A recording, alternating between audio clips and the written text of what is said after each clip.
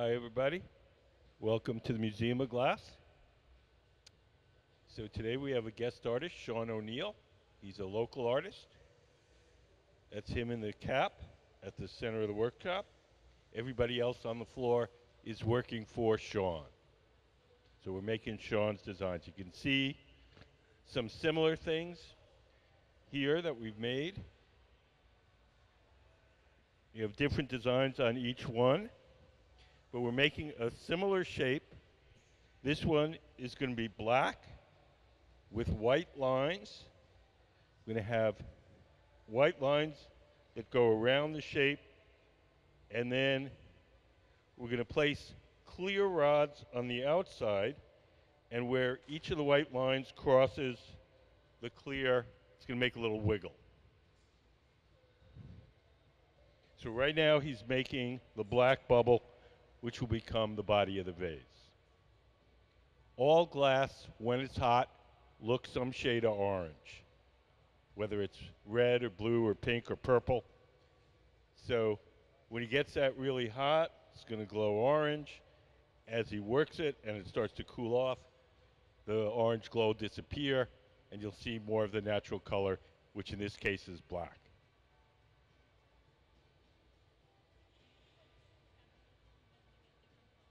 Yeah, I don't know how sciencey you want to get.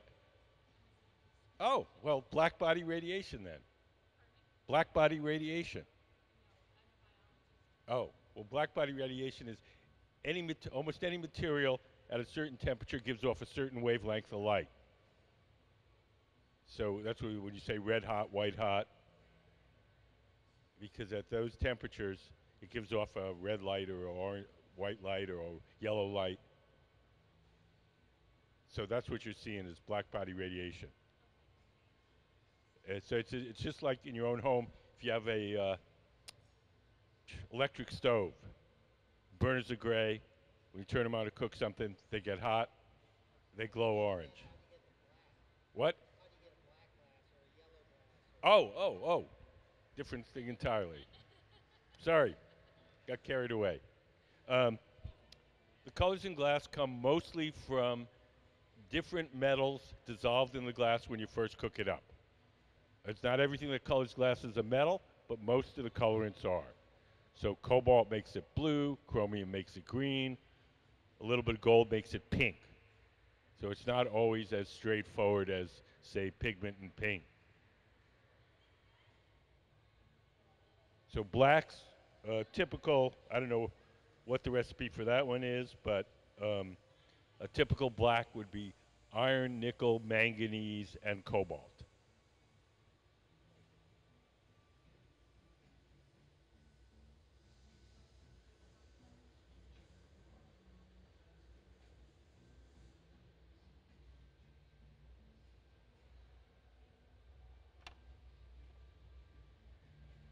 So right now, Sean is dipping into our big furnace. Behind that door, there's a big ceramic tank. In that ceramic tank is 1,000 pounds of molten glass. We keep the molten glass at 2,100 degrees, and at that temperature, the glass has the consistency of honey. So it's like dipping into a big jar of honey. Each time we dip it in, only a certain amount sticks.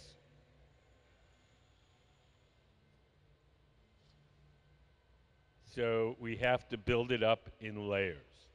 So we dip it in, round it out, blow it up a little, let it harden, and then we dip it in a second time, or a third time, or a fourth time, till we have all the glass we need to make whatever we're making.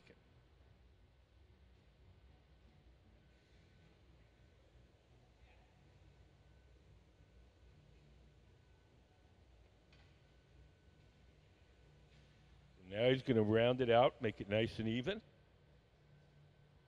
The tool in his hand is called the block, B-L-O-C-K. It's made out of wood. It's stored in a bucket of water. As long as the wood itself is wet, the tool doesn't burn, nor does it leave any marks as he shapes the glass.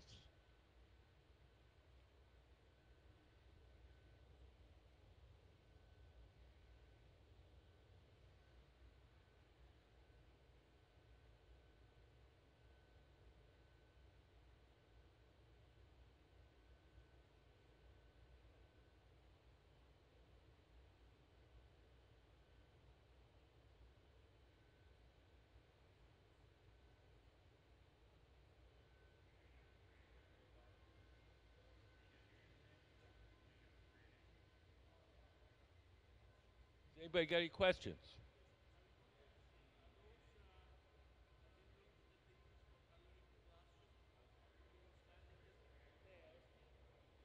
No, these are just chalks for drawing pictures of what we're making.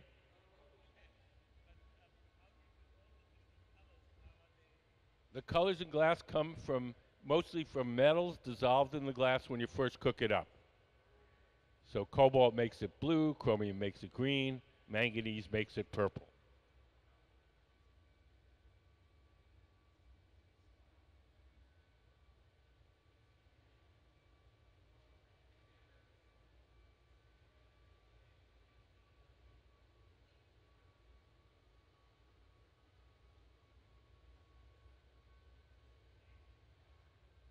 So each time Sean dips it into that big tank of molten glass, it's called taking a gather.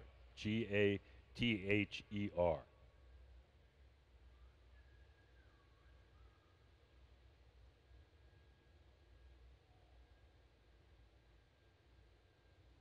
Every once in a while, the steel pipes get hot.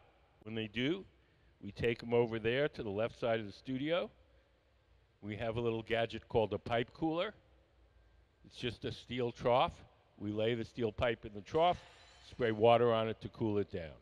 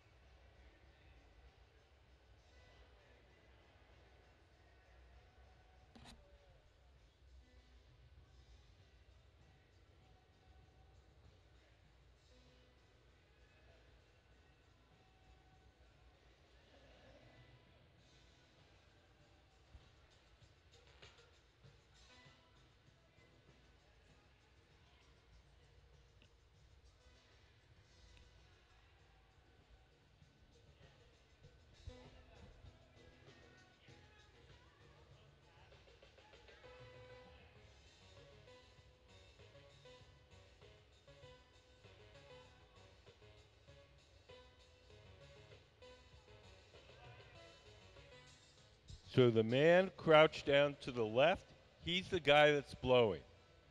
He's blowing through the steel tube and inflating the glass while Sean shapes it. Can we turn the mic up a little?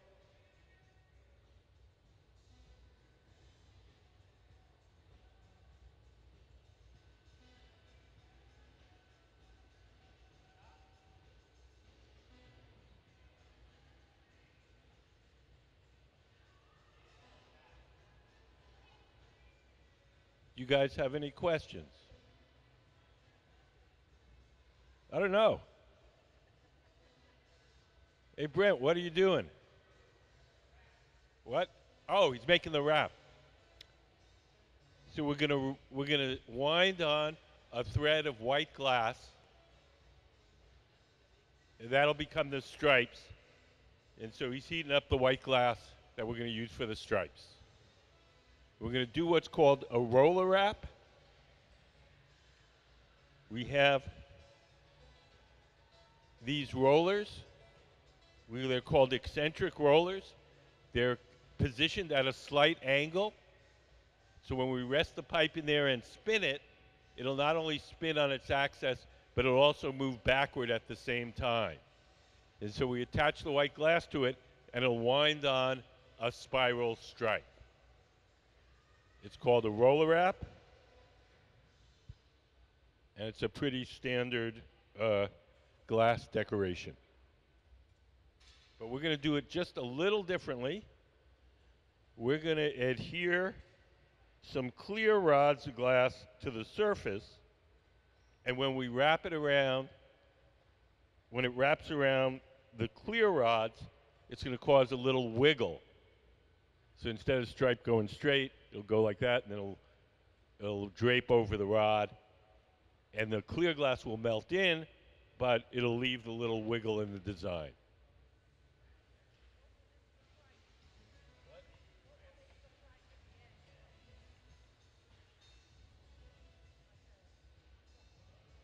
Yeah, if you look at these, but it's going to be black, and it's going to have the wiggly stripe on it. Black. B-L-A-C-K.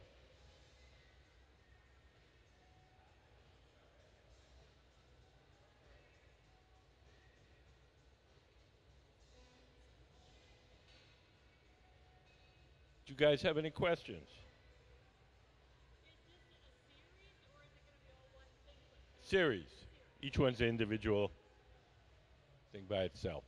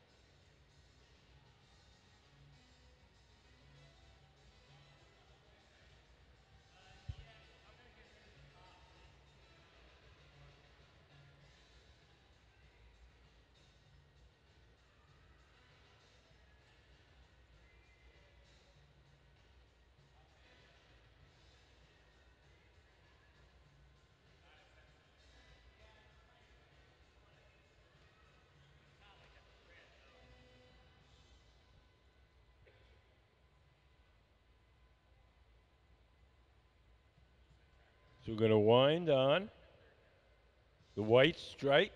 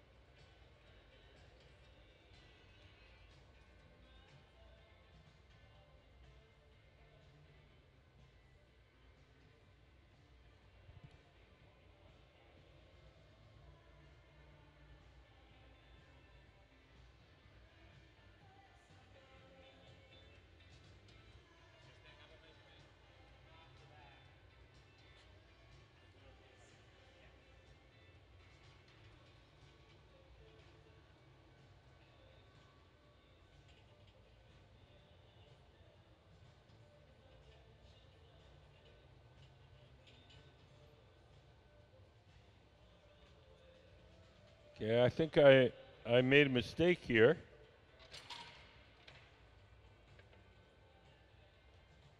He's going to put the clear rods over the wrap, not the wrap over the clear rods.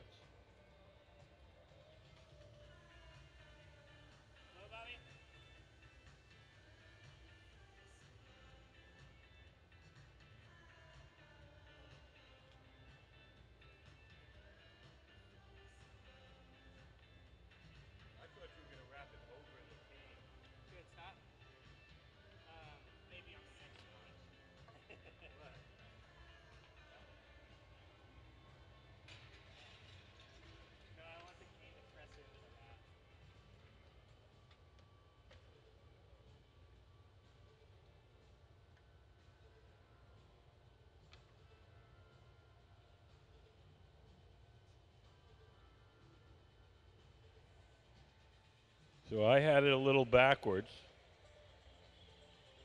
First, they're going to make the spiral. Then they're going to push the clear rods into that to get the distortion. Sorry, I apologize.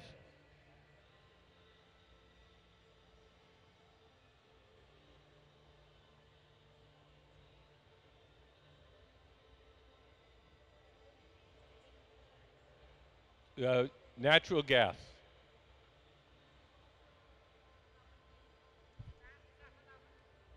Hold on a second. I can't hear you. What? Oh, that's for when we make things that have multiple parts. We put them in the garage to keep them warm, but we're not using that right now.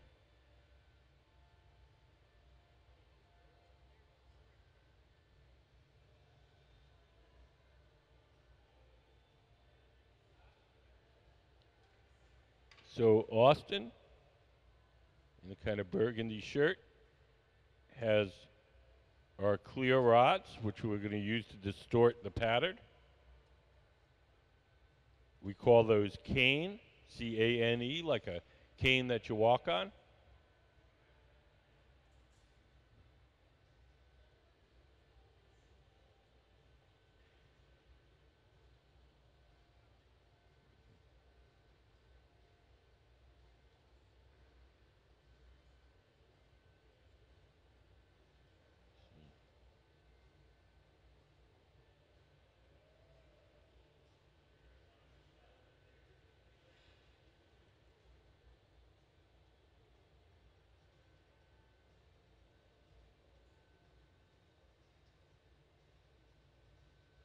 So right now, Sean is getting the glass to the right shape and diameter so we can apply the clear rods, the cane.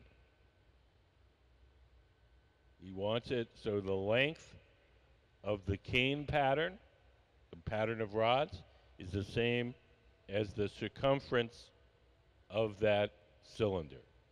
That way, when he rolls it on, the pattern will be uniform around it. So he's checking the diameter. If anybody remembers high school geometry, it's pi times the diameter is the circumference of a circle.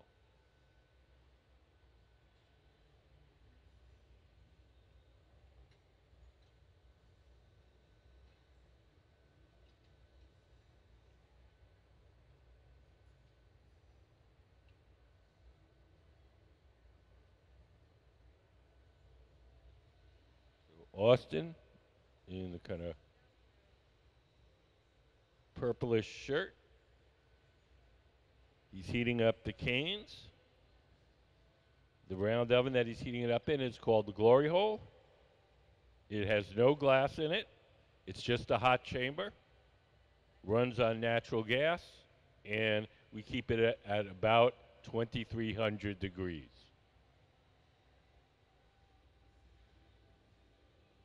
So we're going to pick up the canes now.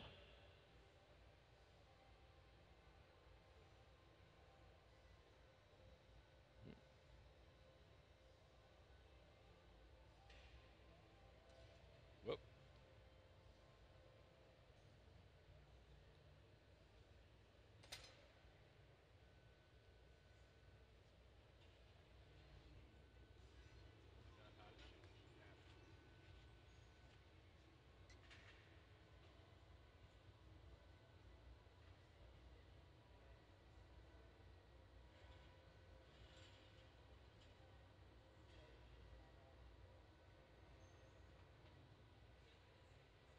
We're going to go for that again.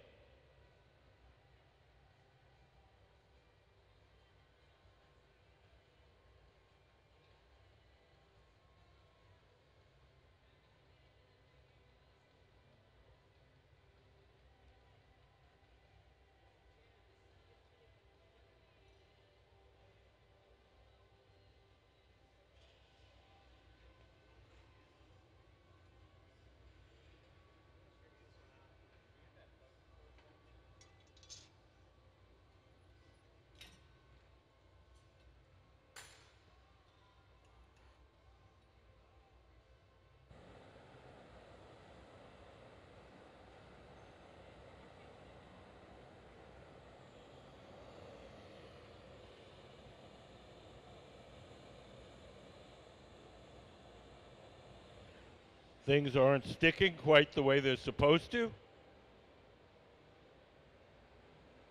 We're going to try that again.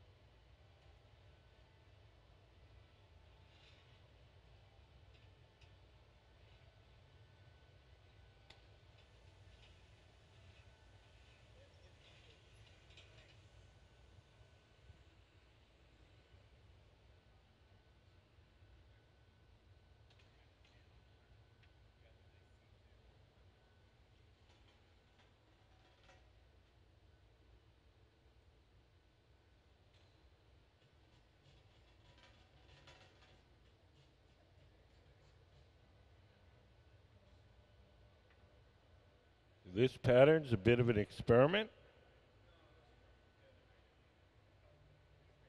We'll see if we get the desired result.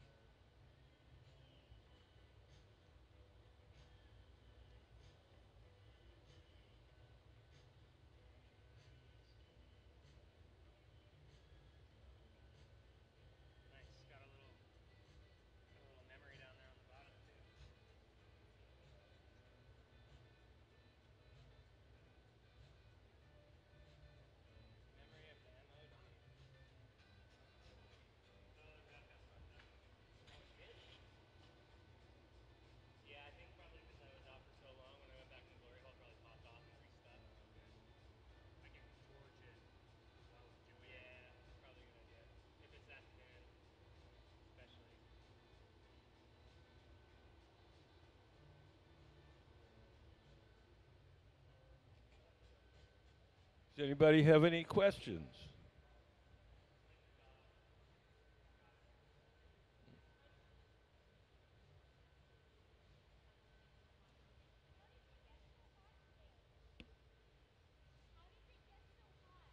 How do they get so hot? We burn natural gas and forced air. So it's like a gas stove, only much, much bigger.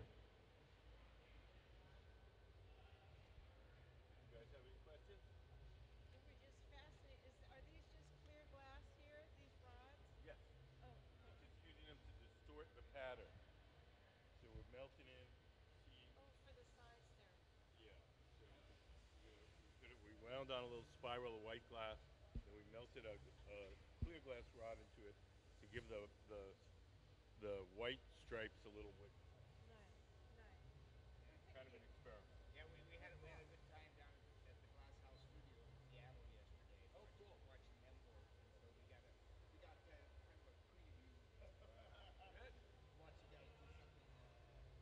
different.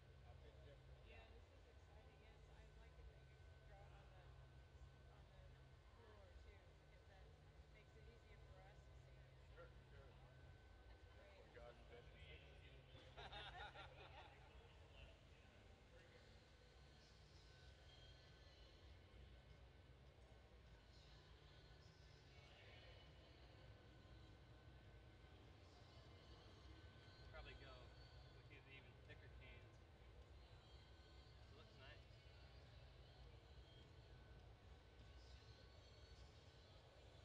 So we're going to make a shape similar to that, similar to these you see here, with the narrow neck, short narrow neck, kind of wide tapering body. That the base of that glass is black. The color that you're seeing is orange. The orange color that you're seeing is the glow from the heat. Is if you think about your own homes, if you have a electric stove, the burners are gray. When you turn them on to cook something, they get hot. They glow orange for a little while. Turn them off, they cool down. The orange glow disappears, and they're back to gray. So this glass is black. While we're working it, while it's very hot, it's going to glow orange. When it cools down, it'll go back to being black like that.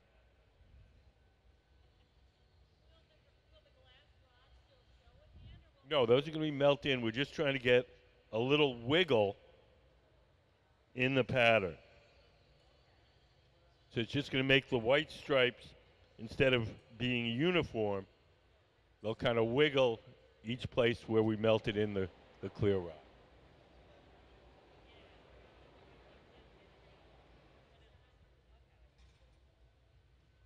You guys have any questions?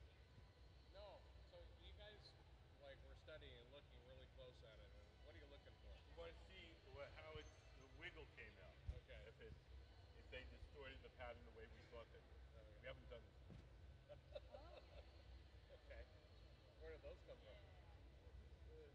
Oh, those are other things that Sean made on prior days. But none of those have this pattern.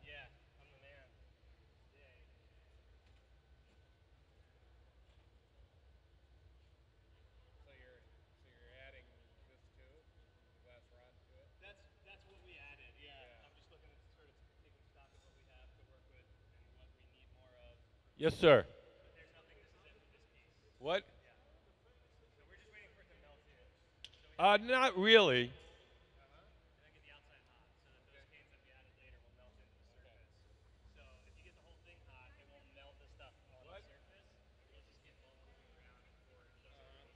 They don't need it. It is hot. That's why they're not wearing stuff we don't need.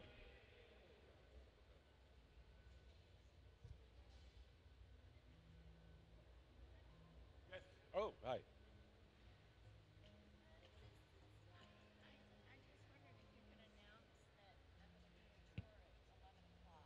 Okay.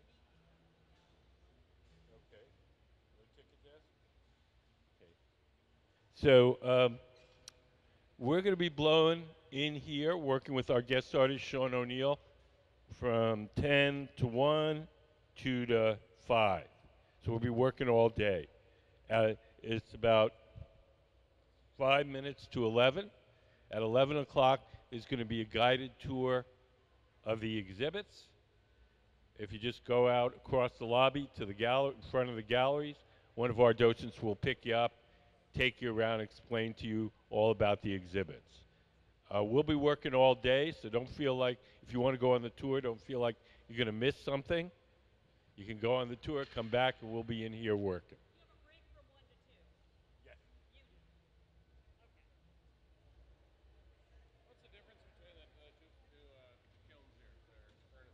The glass furnaces have the tanks of molten glass in them. Glory holes is just a hot chamber for reheating and softening the glass. That's what. Nope.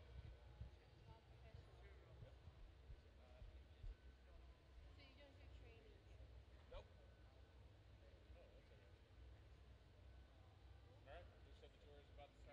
Yeah, we'll be here.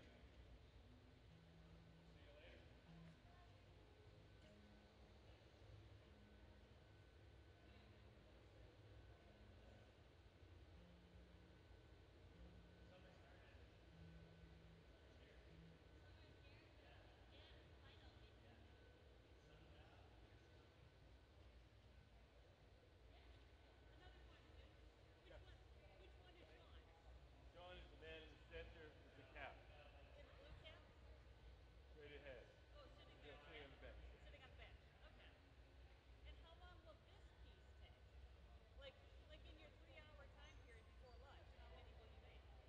Oh, I don't know. I'd say probably have another half hour with it. Yeah.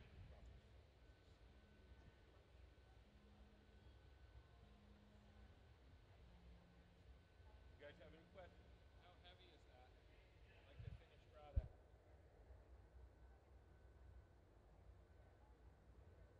3 pounds, 4 pounds. It's hollow.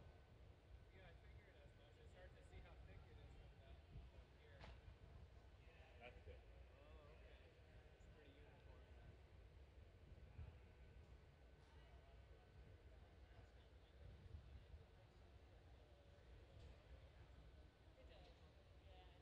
Yes, sir.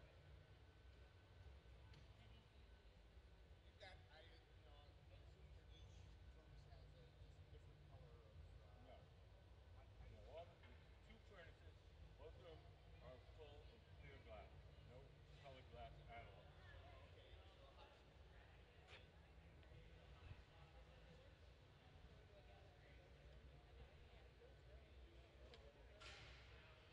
So when we want to make a colored object, we buy our colored glass in the form of these bars.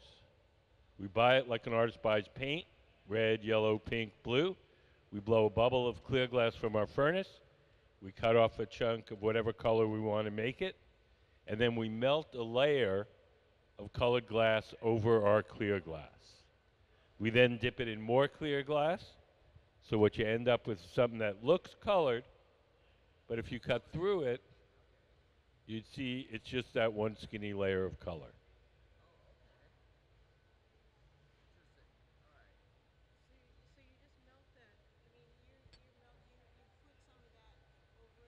We heat up a little chunk. Could we put up the color overlay drawing?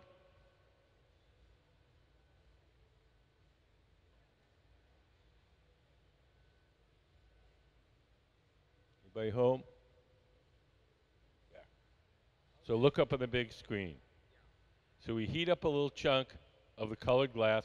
We drop a big, drop a blob of the colored glass on top of the clear bubble.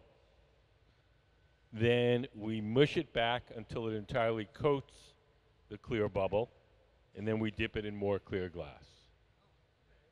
So it remains a separate layer. It doesn't melt in or mix or anything like that. There you go.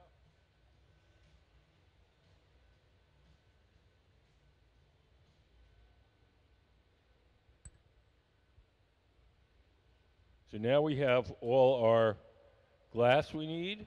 We have our design melted in. Now we're going to blow it up to its full size and shape.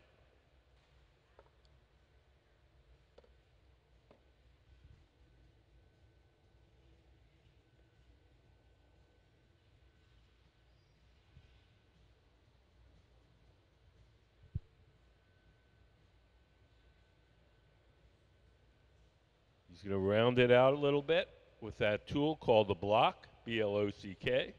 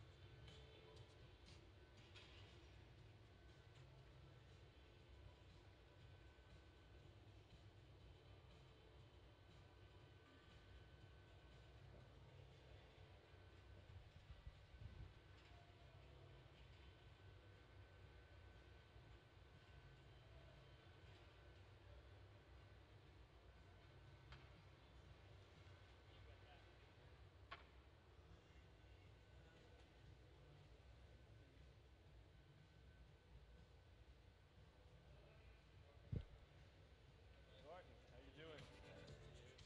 You? Good.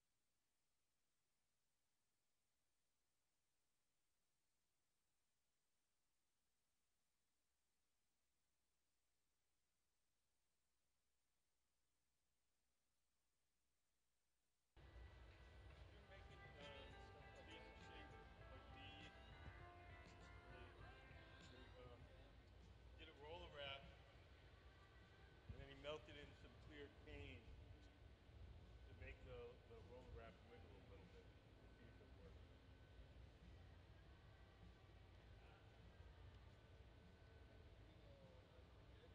Yeah. Standard, nothing exciting.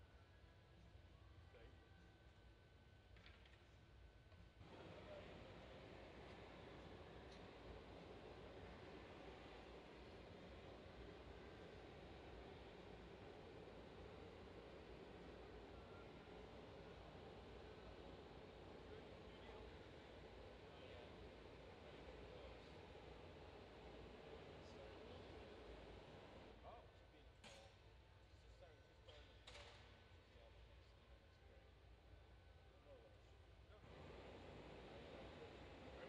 let them go, and then the equipment is about to happen. Is it tough with the permits and contractors and all that stuff?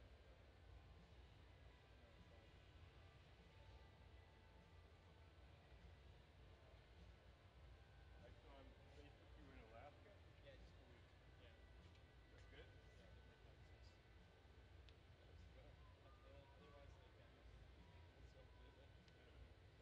Oh, okay. A little tax retreat.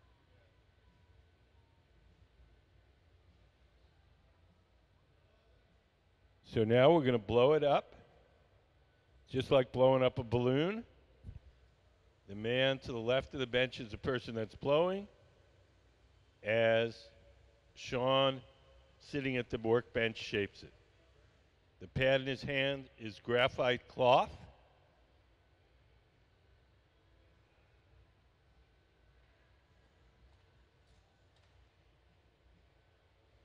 keep it wet.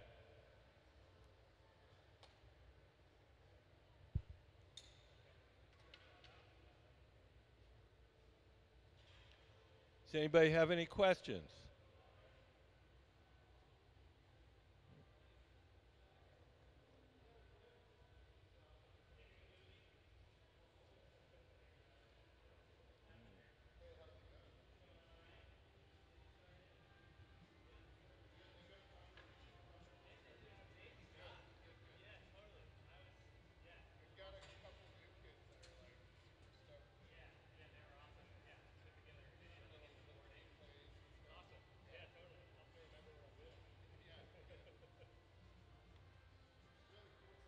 When they hold the glass down at an angle like that, the glass is hot and soft and it stretches under its own weight.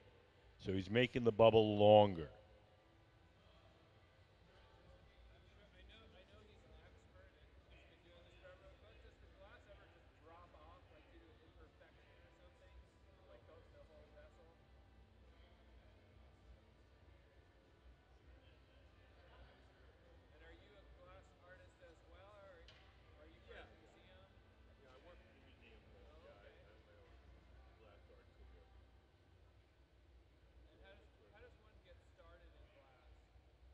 Same way you get started anything else, school and work. Some people learn at work, get a job in a glass shop. Some people go to art school, learn there.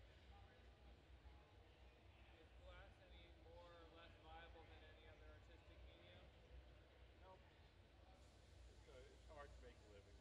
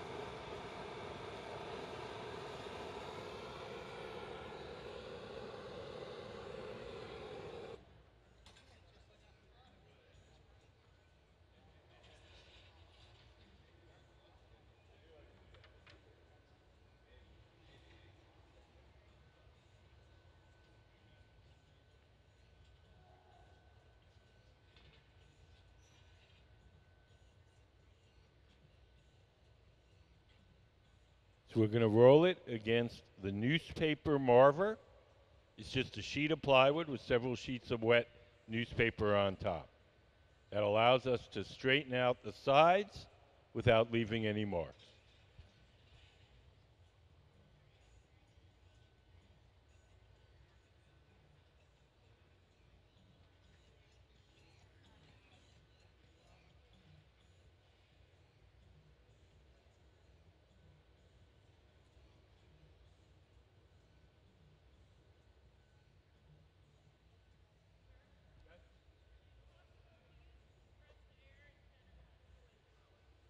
It would be possible, but it's not necessary.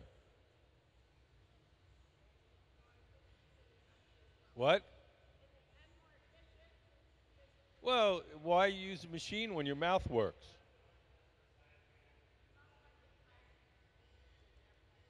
You don't have to blow all that hard. It's like blowing up a balloon at a birthday party. You don't need a machine. They're not doing it all that. You see, it's just the blowing part is just a tiny fraction. There's really no need for a machine.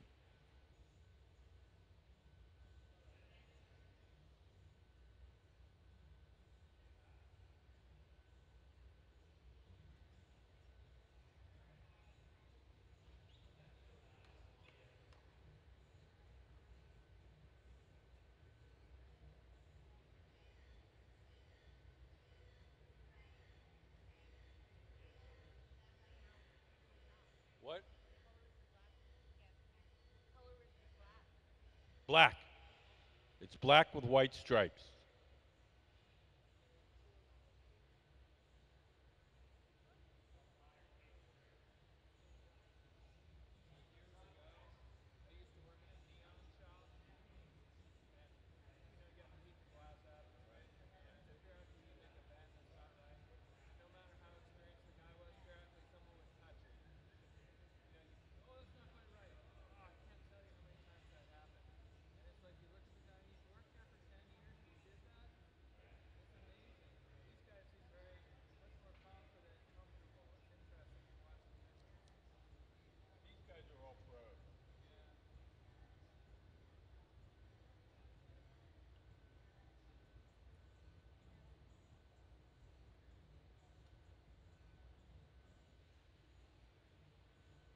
So we're making the little bottom, little kind of rounded bottom.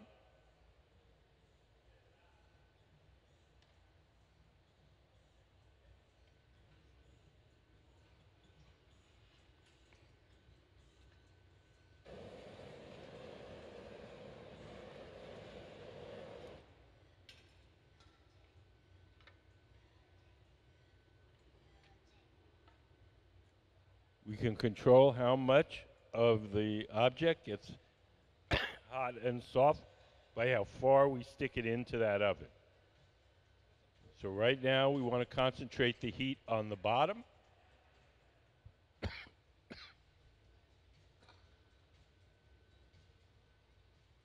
So you can see the bottom of this vase is glowing.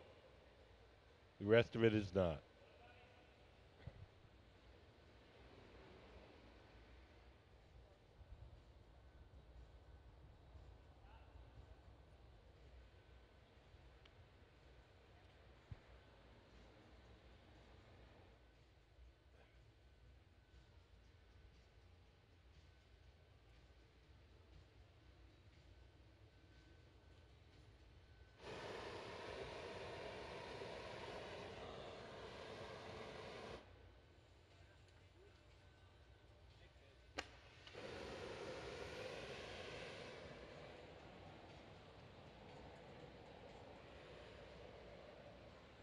They're using the torches to concentrate the heat in two areas.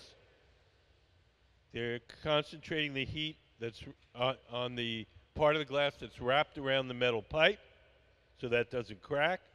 At the same time, they're softening this corner right here because they want to make that a little bit sharper.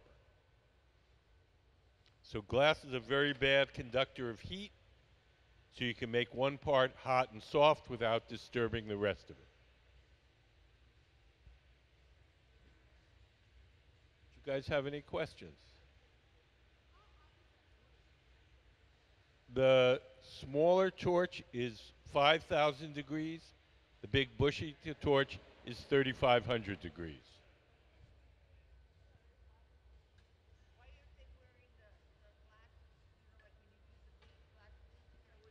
Because when you do the beads, they you use borosilicate glass and you get it much hotter, and it gives off a bright flare called sodium flare, and that can hurt your eyes.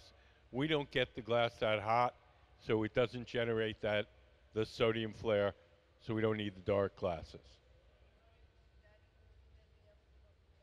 Nope, that's not the stuff that hurts your eyes. It's the kind of white glow that you get when you're working it over a torch, when you're working the borosilicate glass. That's the stuff that hurts your eyes. This doesn't hurt your eyes.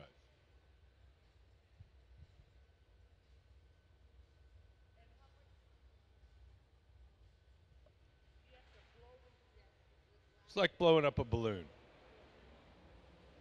Okay, a little bit of pressure, but nothing ridiculous.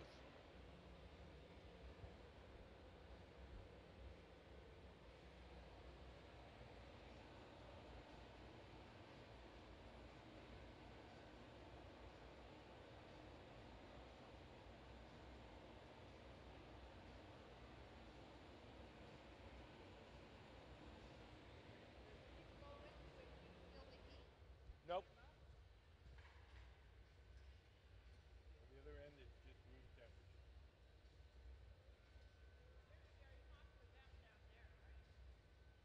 Yeah, it's not too terrible.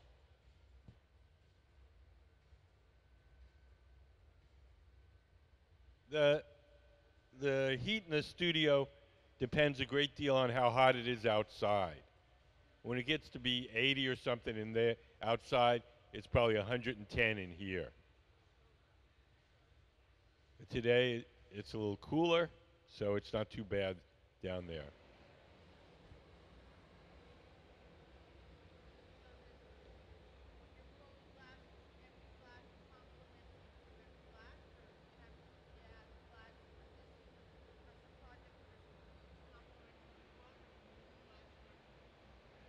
Um, we use one base glass for everything. It's a glass that's particularly formulated for hand blowing, so it stays hot and soft for a good amount of time so we can shape it. The glass that goes into bottles is made to harden quickly so a machine can make 1,000 bottles an hour. Our glass is formulated to harden slowly so we can shape it by hand. We get it from a company called Spectrum in Woodinville, Washington. Yeah, I don't know. I think they're going to shut down entirely. That's,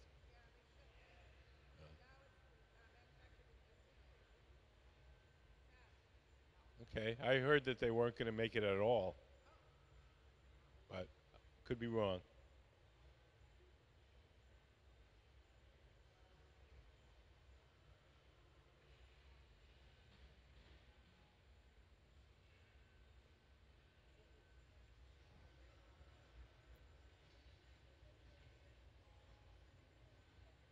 So the next thing we're going to do is transfer the glass from the rod it was originally blown on to a second steel rod called the punty. This second steel rod will hold the vase from the bottom while we shape the top. Austin, in the blue and white cap, has the punty. We'll attach it to the base.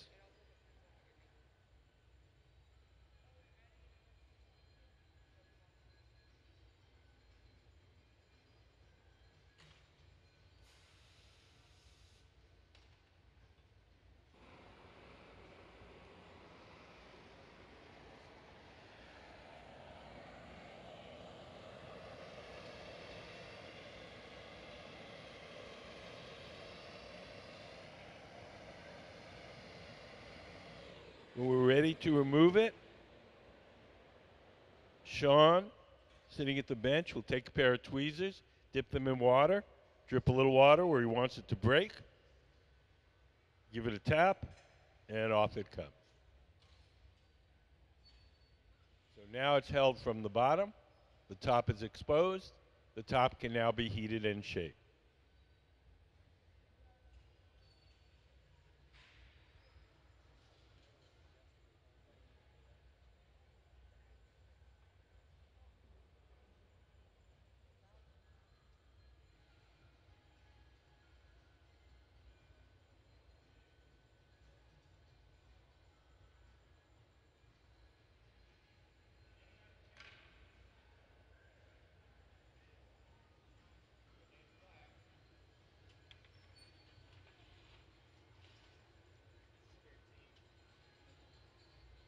Getting the design that you wanted?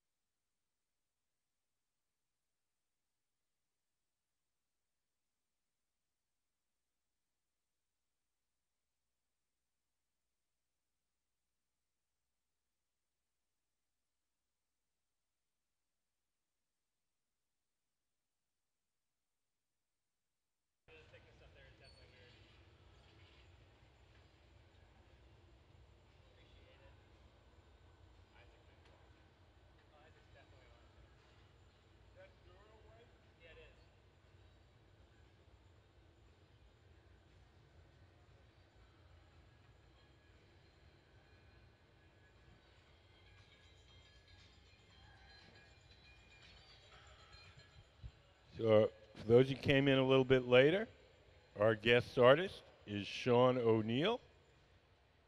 He's a Washington State artist.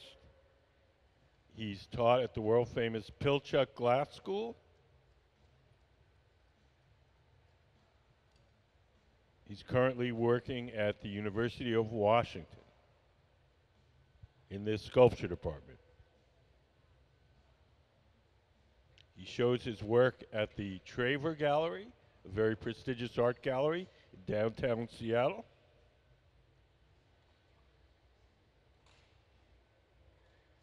And Wednesday through Sunday, here at the museum, we have our out of town artists. Monday and Tuesday, we have a local artist. And when the local artist comes, they bring their own crew of glassblowers. So all these guys who are here are working for Sean.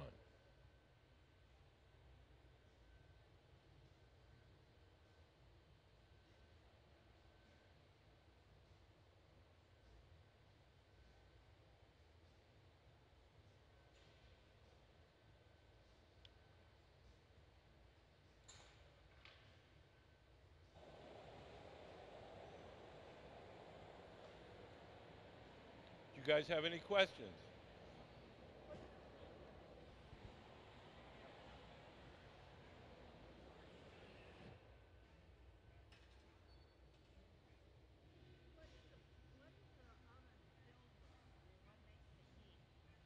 Natural gas.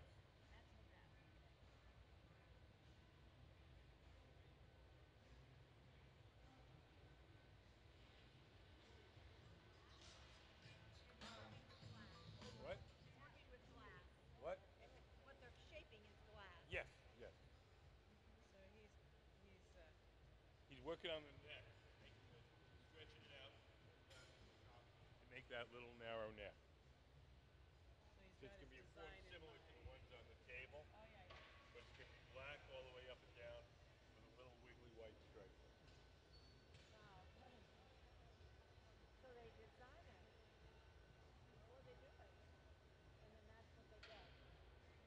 Well,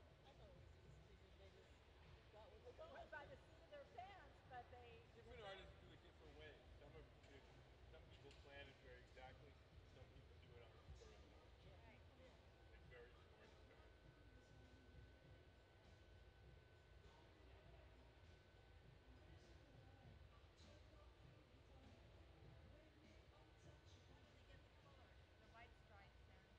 Well, we buy the color from a glass company that makes colored glass.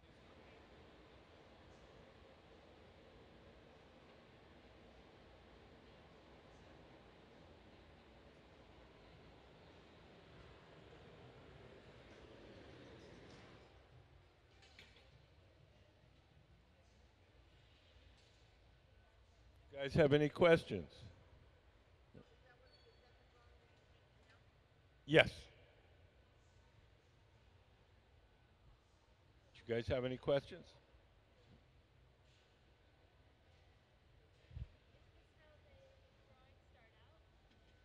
That's the way Sean does it.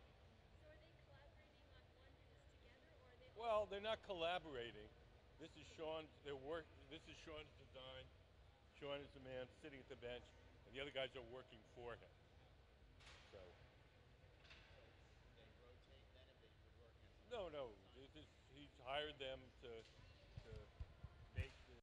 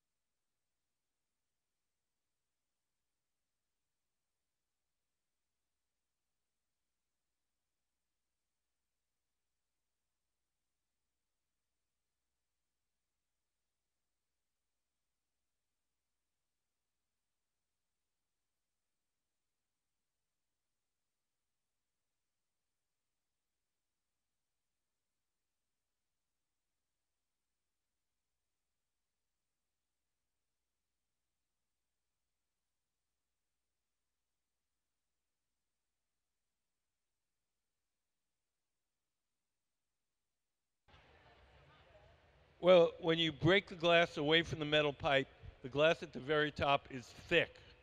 It's always kind of thick. So you have to stretch it out and then cut it off.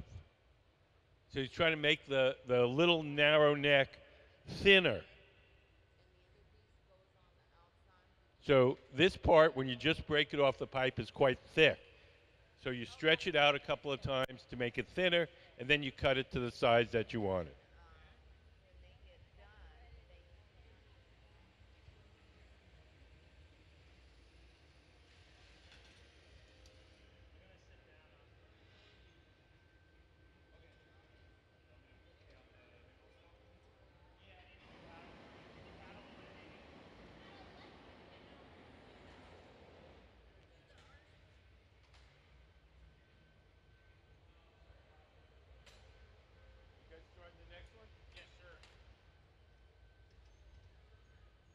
So as Sean puts the finishing touches on this one, his assistants are starting the next one over there.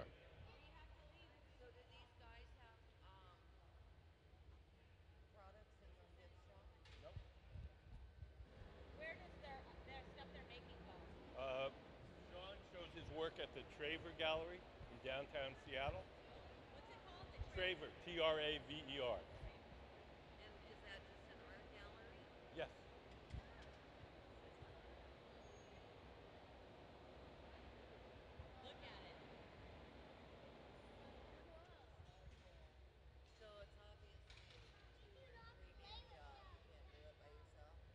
It's physically possible, but very limiting. We almost never do it by ourselves. I was a glassblower professional for about 10 years.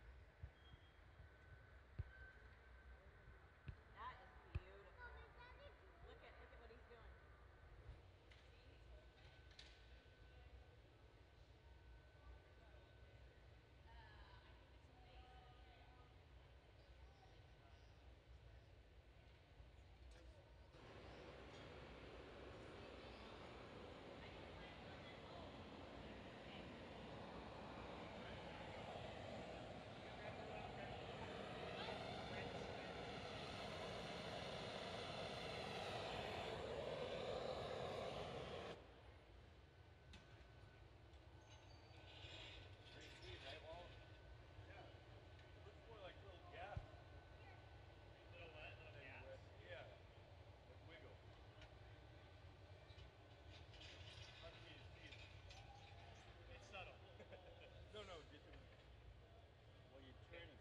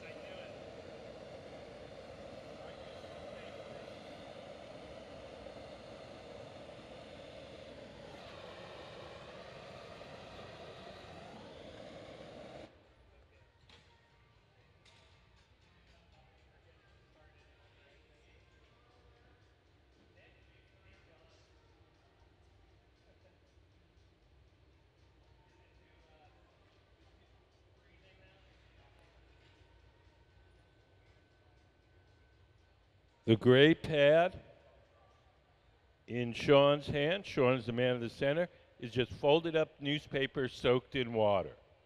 As long as the newspaper is wet, the paper doesn't burn too much, and it doesn't leave any marks as he shapes the glass.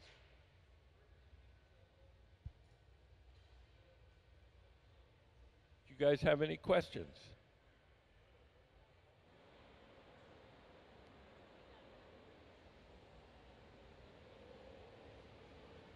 Everything that we make has to be cooled off slowly or else it'll break. We're going to take the vase off the metal pipe, place it in a special oven called the annealing oven, where it'll be cooled slowly overnight. Each day we heat up the annealing oven to 920 degrees. We place all the objects we make during the day in there, and then at night we cool everything down all at once.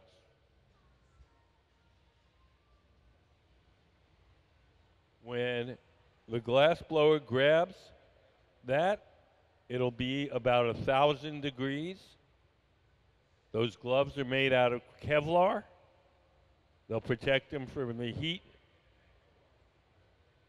and he'll place it in the annealing oven.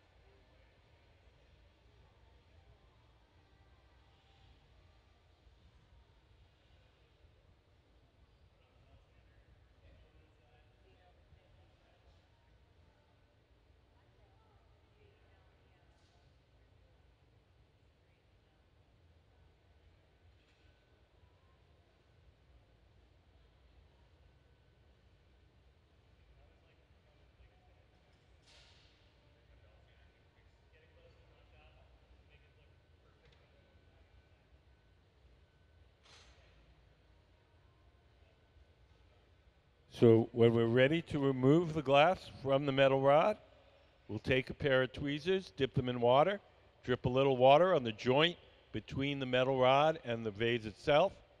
That'll crack the glass just at that joint, then a light tap, and off it'll come.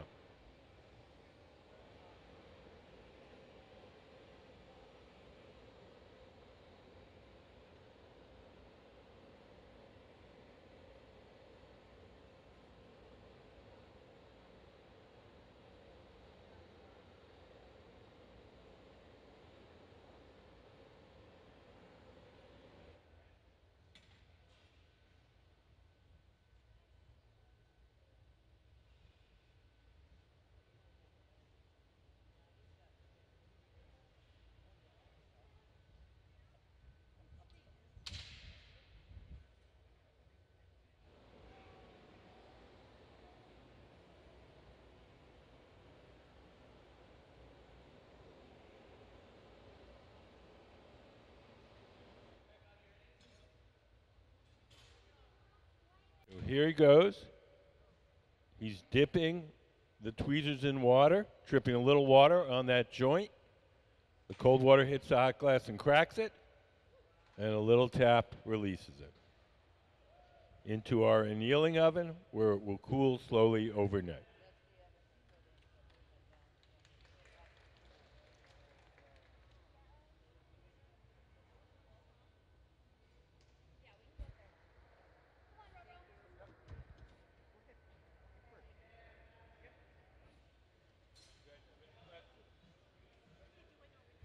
They're starting the next one. We're going to make another one. Yes. It's a little bit faint, but it's on there. And it's also, it'll, it's also, it's harder to see because of the glow from the heat. But it'll be more clear when it cools off. Yep.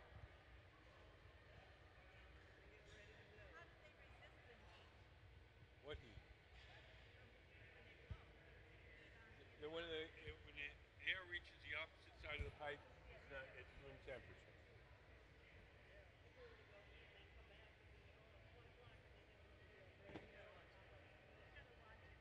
What?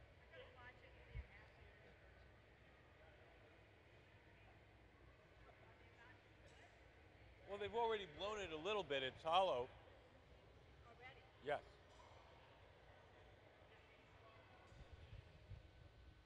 So now they're getting ready to coat it with more clear molten glass. We're letting the bubble cool off a bit and stiffen. And then we're going to dip it in our glass furnace and coat it with another layer of clear glass.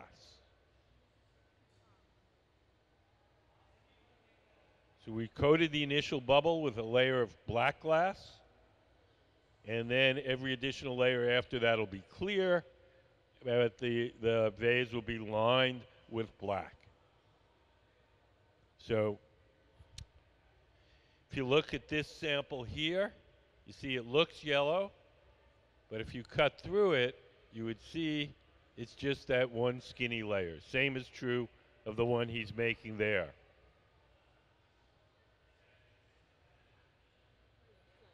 So just one skinny layer of black over the initial bubble, and then a whole bunch of clear over that.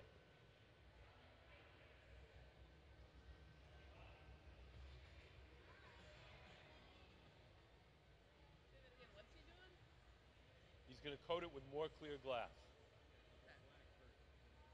So he blew a bubble of clear, then he melted on a layer of black, and now he's dipping it in more clear. So it's going to be like this. So it's going to look black when you look at it, but if you cut through it, you'd see it's just that one skinny layer.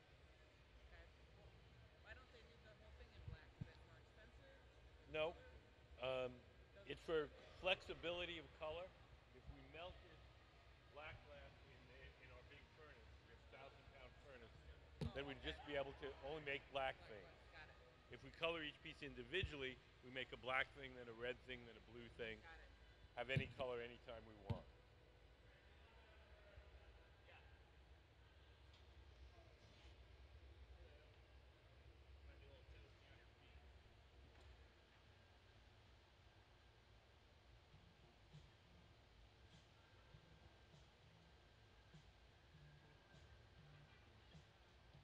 Makes it easier to hold.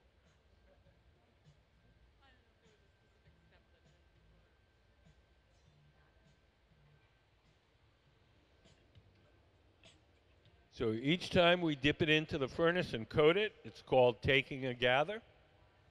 And after we take our gather, we round it out, make it nice and even. The tool in his hand that he's rounding it out with is called the block, B-L-O-C-K. It's made out of wood. It's stored in a bucket of water. As long as the wood is wet, the tool doesn't burn, nor does it leave any marks as he shapes the glass.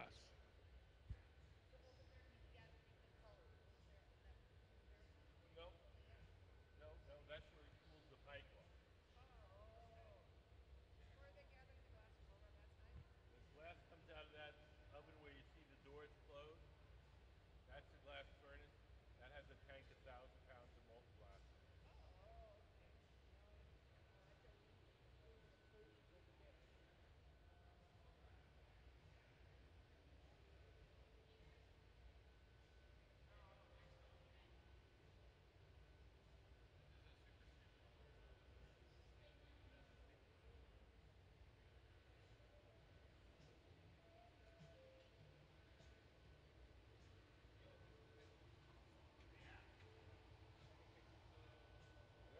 Another roller wrap on this one?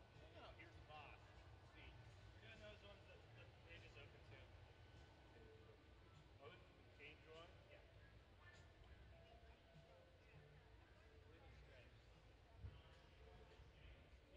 The tall one or the squat one?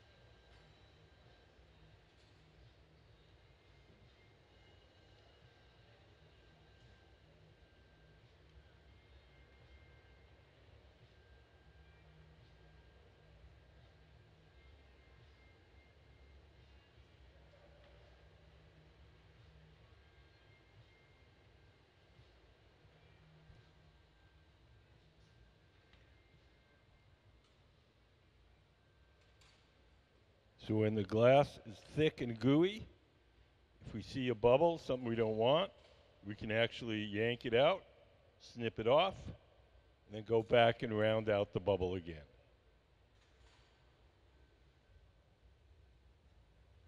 Has anybody got any questions?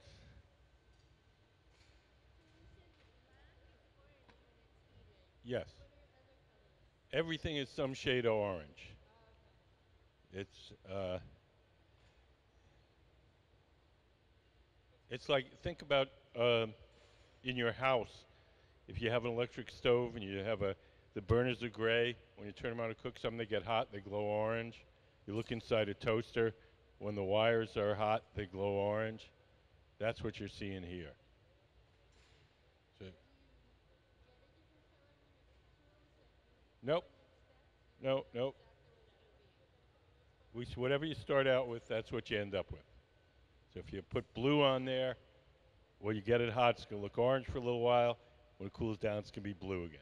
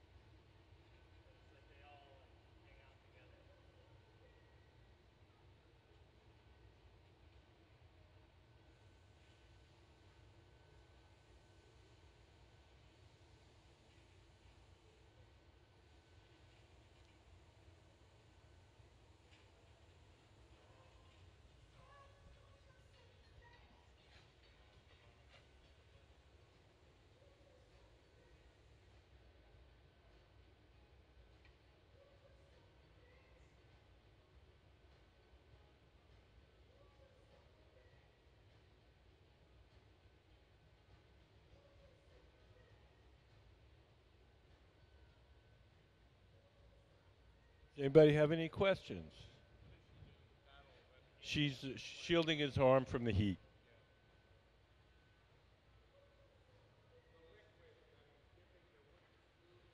Mm-hmm. Water.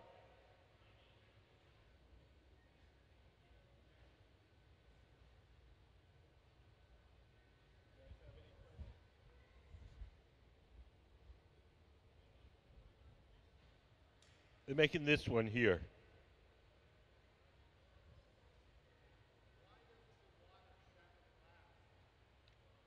Because the glass is really hot, it just turns the water to steam.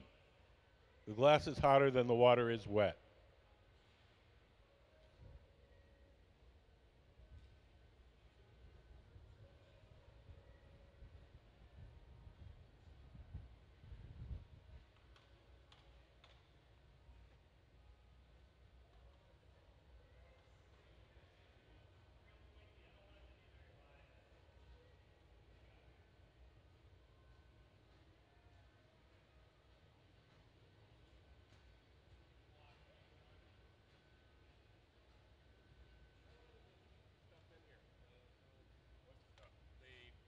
Museum? This museum? 16 years. No, Mr. Chihuly is not part of this museum at all. Yeah, he's one of the artists we exhibit. We exhibit artists from all over the world. We admire him a great deal, but he's no official part of it. This is not a Chihuly museum. There is a Chihuly museum in Seattle, right underneath the space.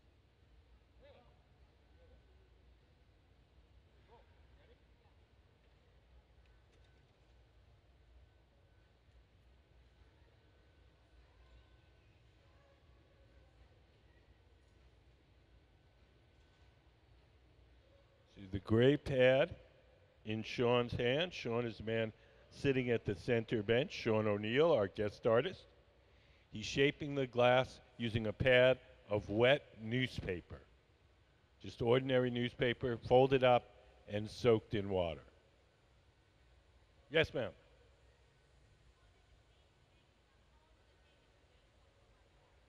Uh, let's see.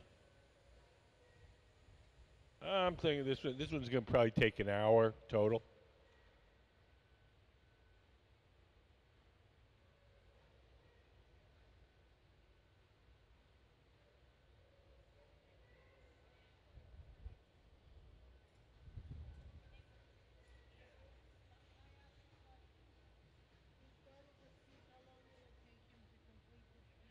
I think another half hour. Yeah, another half hour. Sorry, an hour total. Yeah, I'm guessing. What? Wow, from a little acorn that grows a mighty oak, or something like that.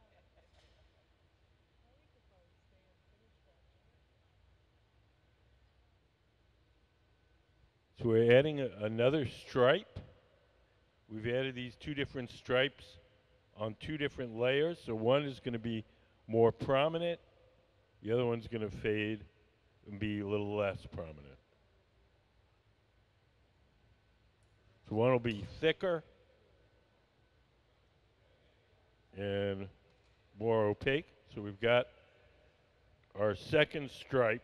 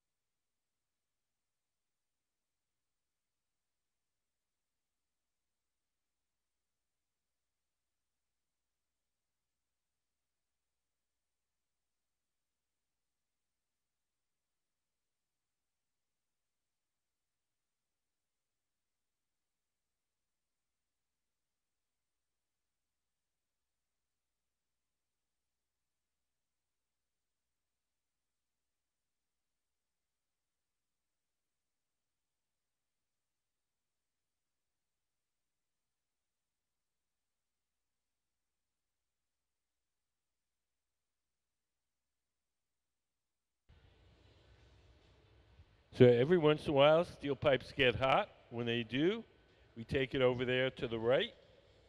We have a steel trough called the pipe cooler. We just lay the steel pipe in the trough, spray water on it. That cools it down, makes it easier to hold.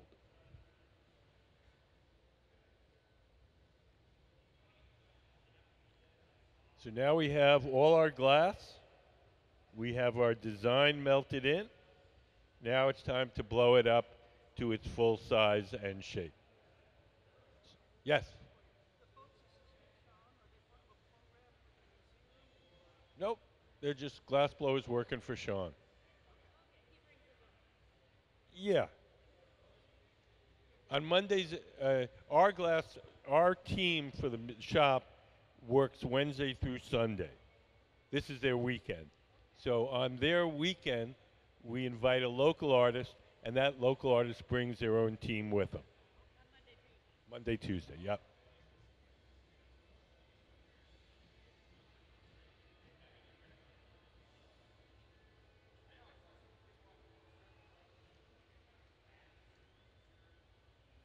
You guys have any questions? Fun is good.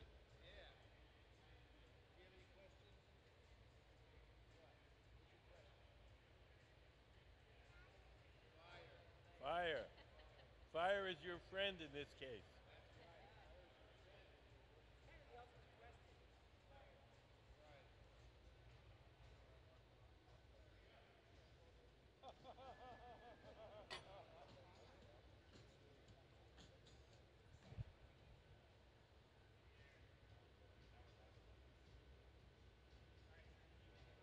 So right now, Sean is just rounding that out, making it nice and even.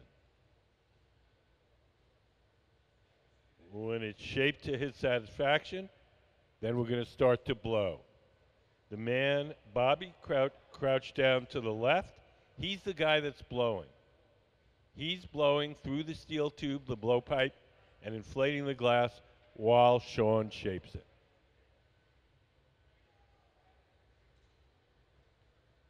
You don't have to blow really hard. It's pretty much like blowing up a balloon.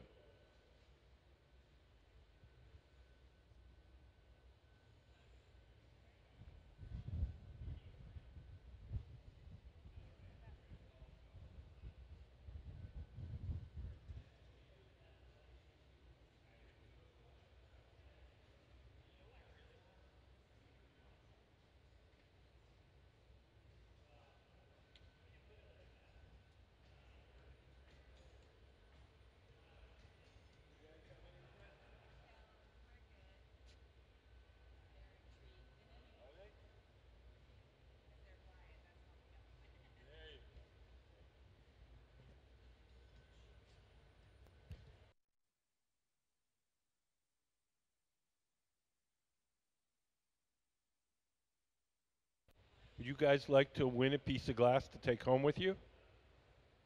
So here's the deal. You tell me a subject that you like in school.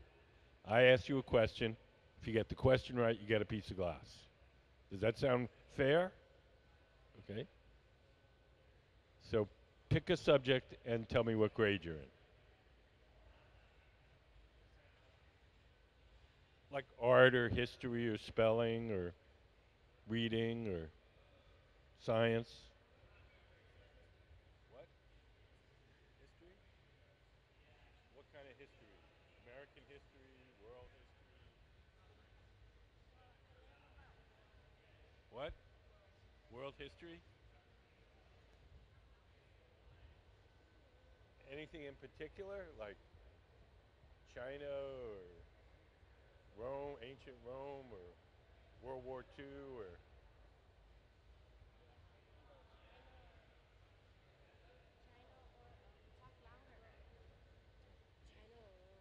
you know about the history of China?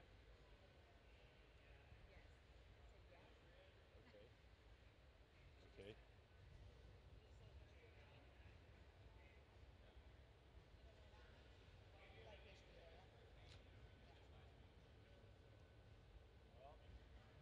What did they used to call the guy who was in charge of China? Like we have a president.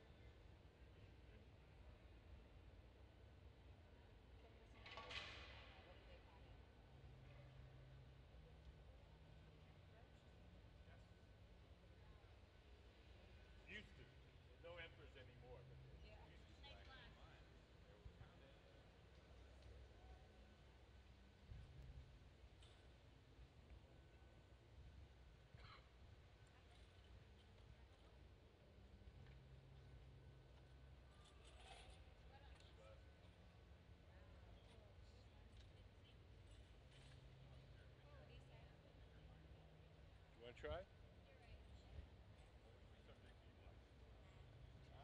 And with cream?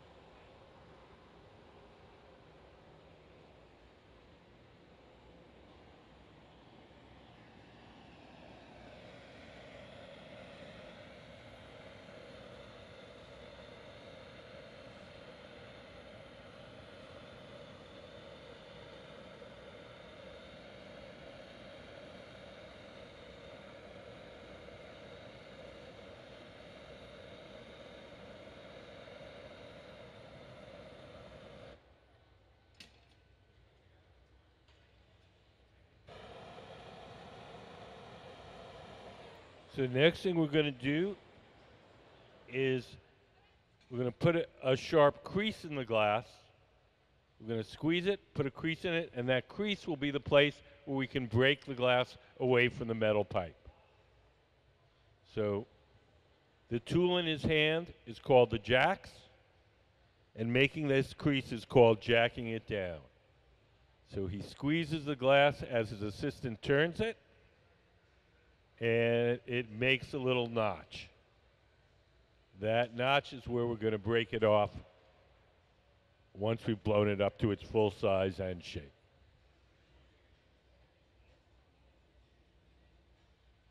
Do you guys have any questions? What broken glass? Oh, sometimes we have to trim parts off. No, not in glass. No.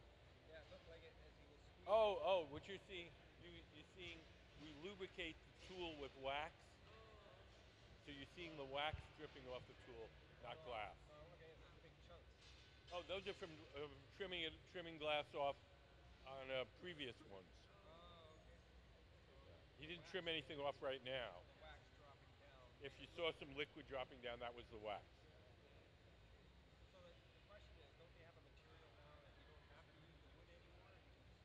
Why shouldn't you use the wood?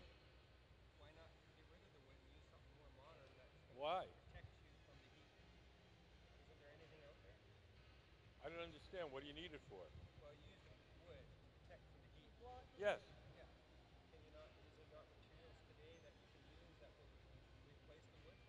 Why would you want to replace the wood?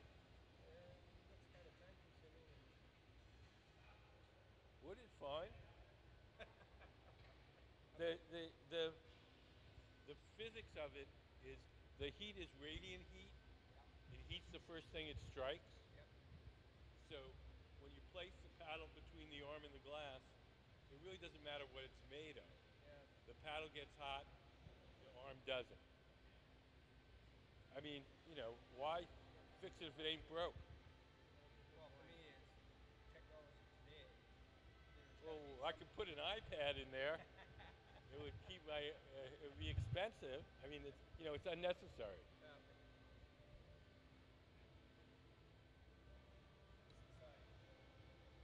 What? The science.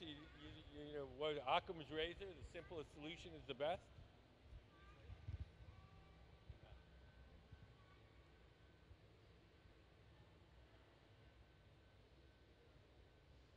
Oh, almost forgot about you. Correct.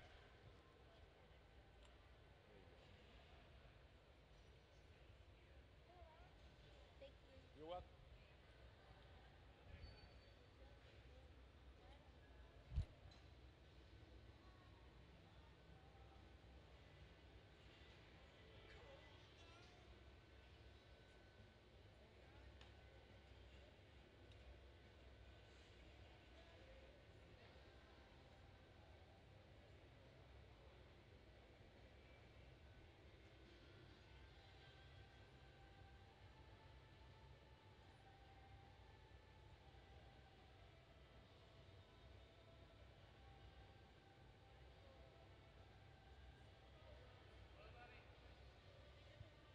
So the man crouched down to the left, he's blowing and inflating the glass as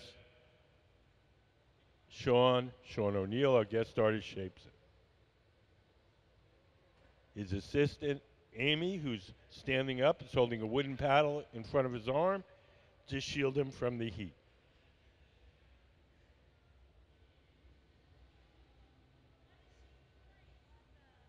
Water.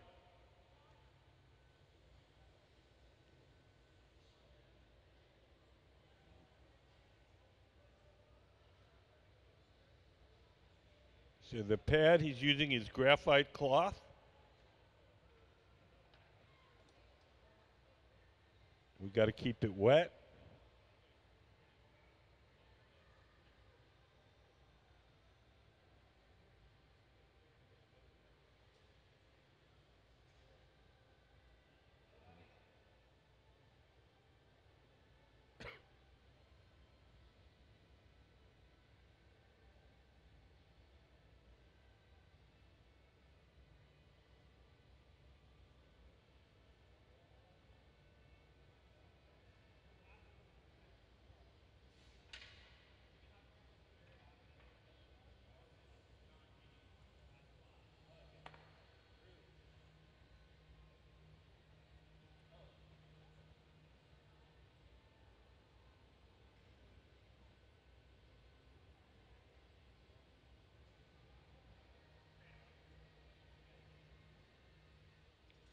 So glass is a very poor conductor of heat. So we can heat one part of the glass and make it soft without disturbing the rest of the shape. So Amy, Sean's assistant, is heating up the very bottom. And we're going to make a little flat spot there so it can stand up straight.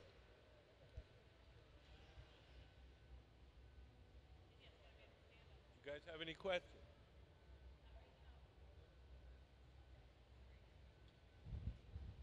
You guys have any questions? How many times? Well, no particular number, just until it looks like you want it to look.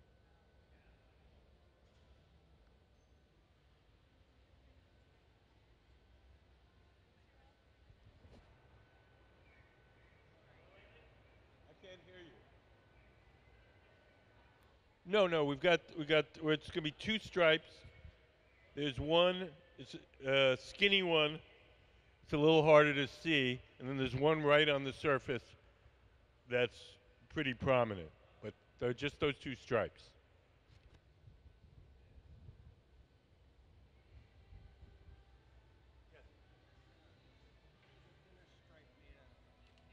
White glass.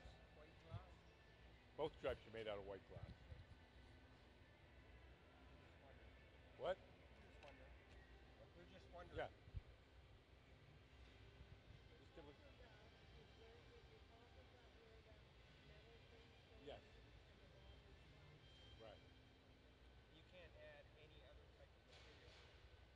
Yeah, you can add certain metals, nickel, silver, gold, but it has to expand and contract at the same rate or similar rates to the glass. Otherwise, it'll crack the glass. Right. That's why I was wondering if you could use a different material. Copper, in some cases, nickel, silver, and gold. Can't use steel.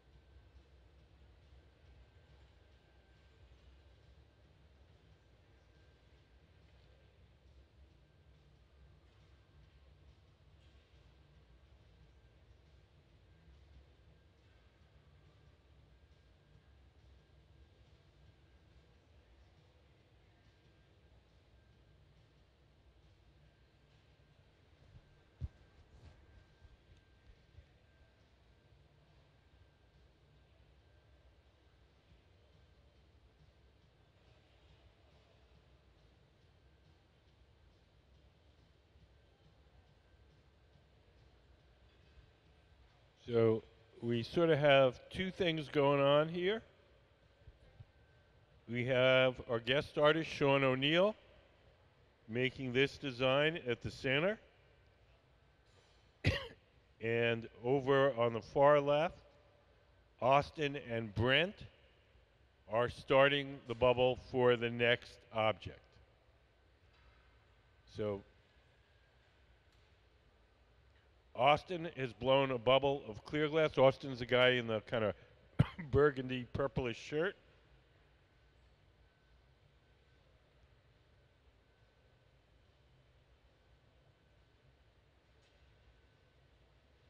Amy's heating up some black glass.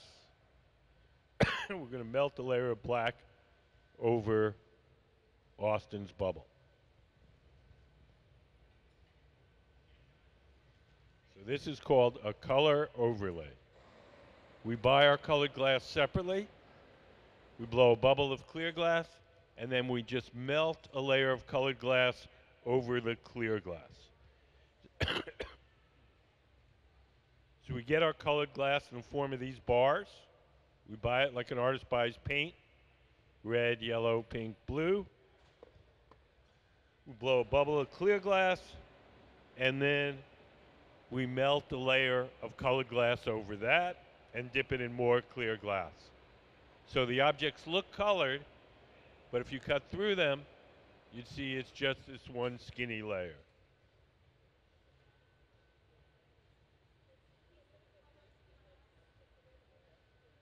Yes.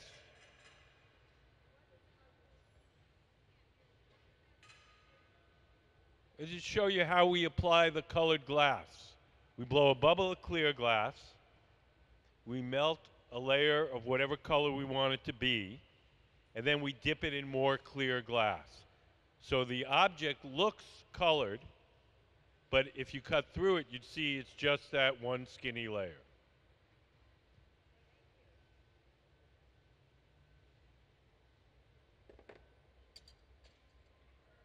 So if you look at this guy here, it looks like it's made out of amber glass, but it's just that skinny lining of amber. But for all intents and purposes, it looks like it's made out of amber glass.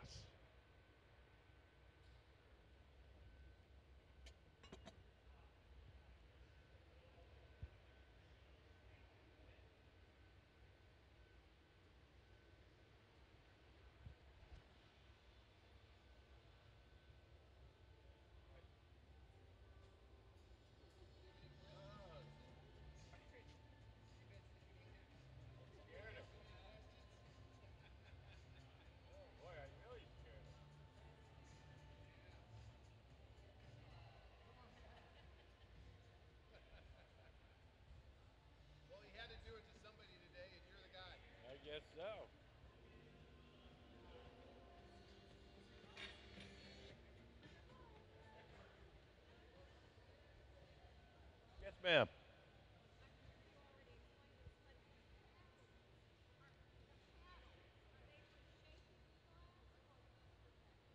Well, right now we're using them for heat protection. The heat that comes off the glass is radiant heat, like an outdoor heater. It heats the first thing it strikes. So if you put the paddle between the arm and the glass, the paddle gets hot, the arm doesn't. We also use those paddles for flattening things, but we're not doing that right at this moment. Yes.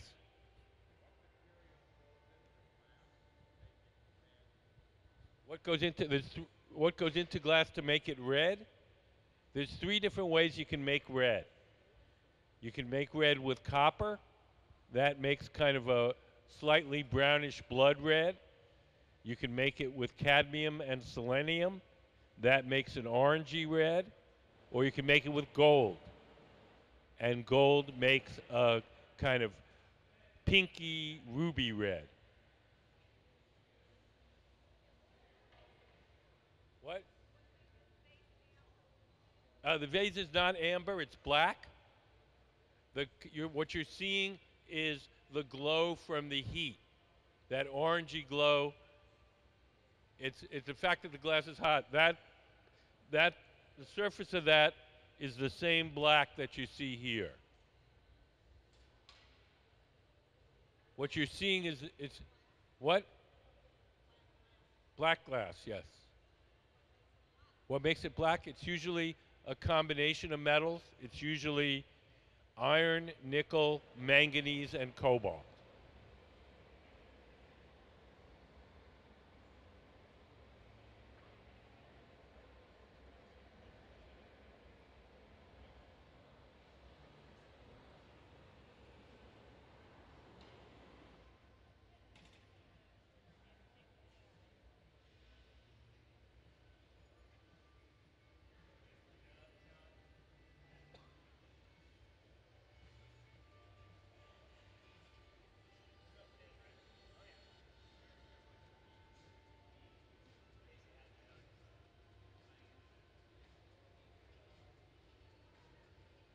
On the Punty, it's best not to.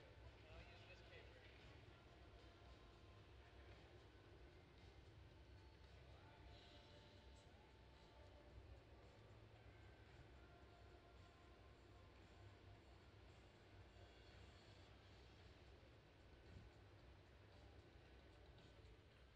So right now, Sean is stretching out the neck.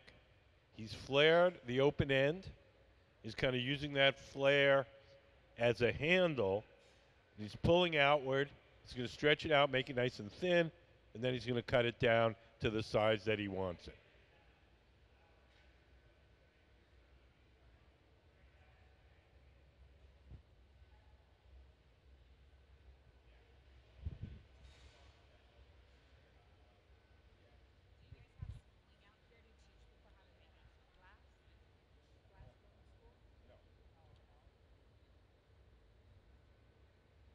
Here in Tacoma, there's a glass blowing program in the middle school and the high school.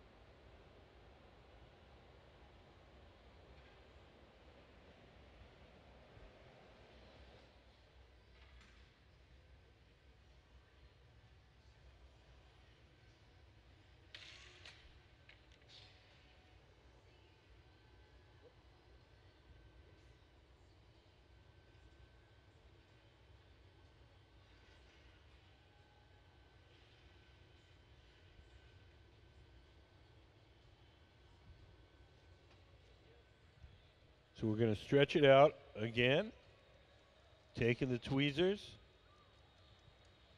kind of grab and stretch, grab and stretch.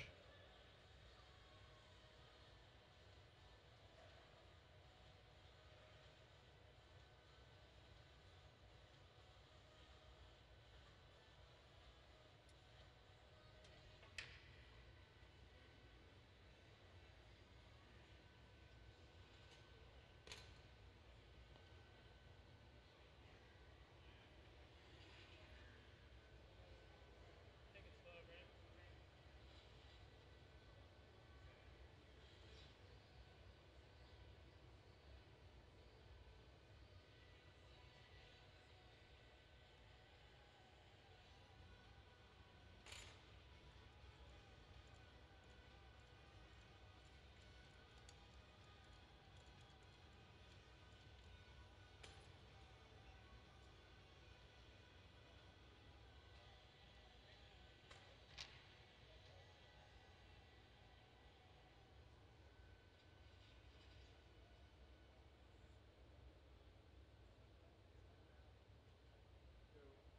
Next one's going to be the low.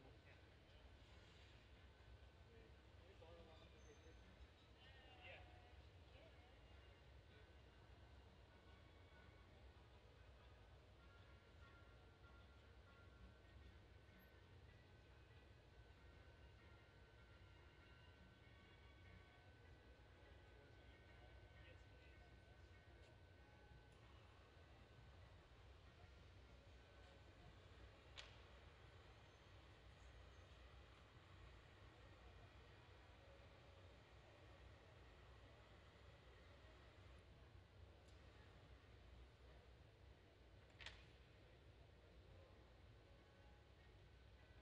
Yes. Now, notice this glass that's been shut off. Is that the glass?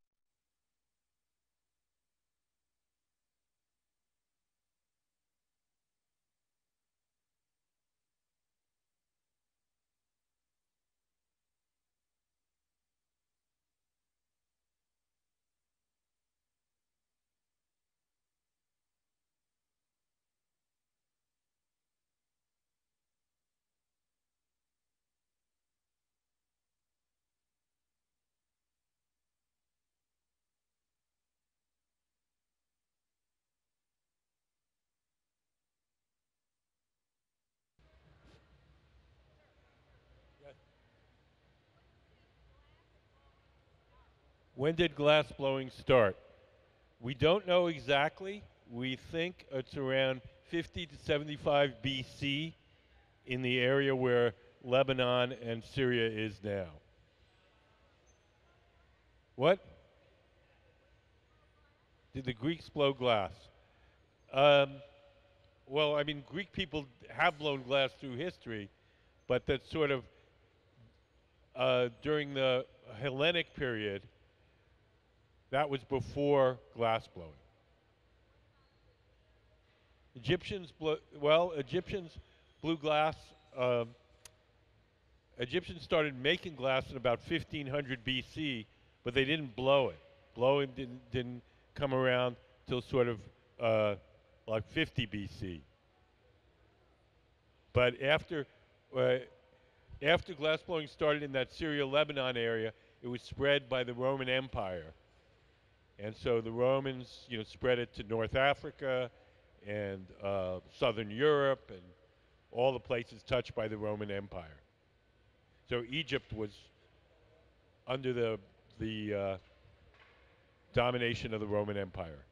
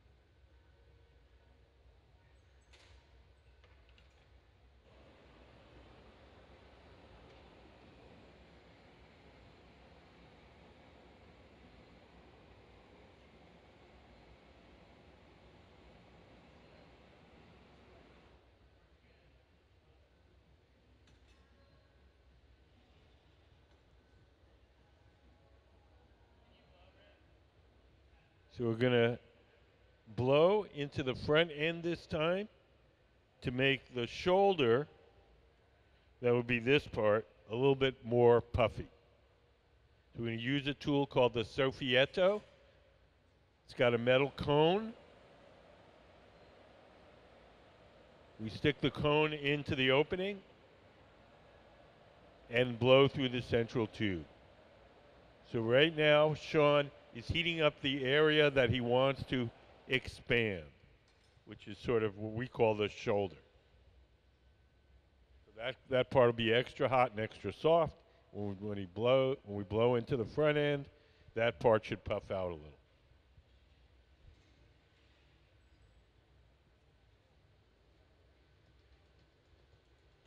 You guys have any questions? Why do you blow heat it out here before you put it back into the oven? Well, because we want to make one part extra hot, so it'll be extra soft. It'll be extra soft.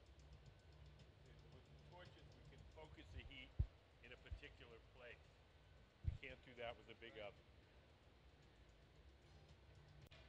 So if we torch it and then we go into the big oven, the part that we torch will stay extra hot. It won't dissipate. It'll stay hotter. It'll be hotter, right? So if this was, you know, if the thing was 100 degrees and this part was 150, you go in there, this part will be 200, this part will be 300. The part it stays proportionally hotter. So we're almost done.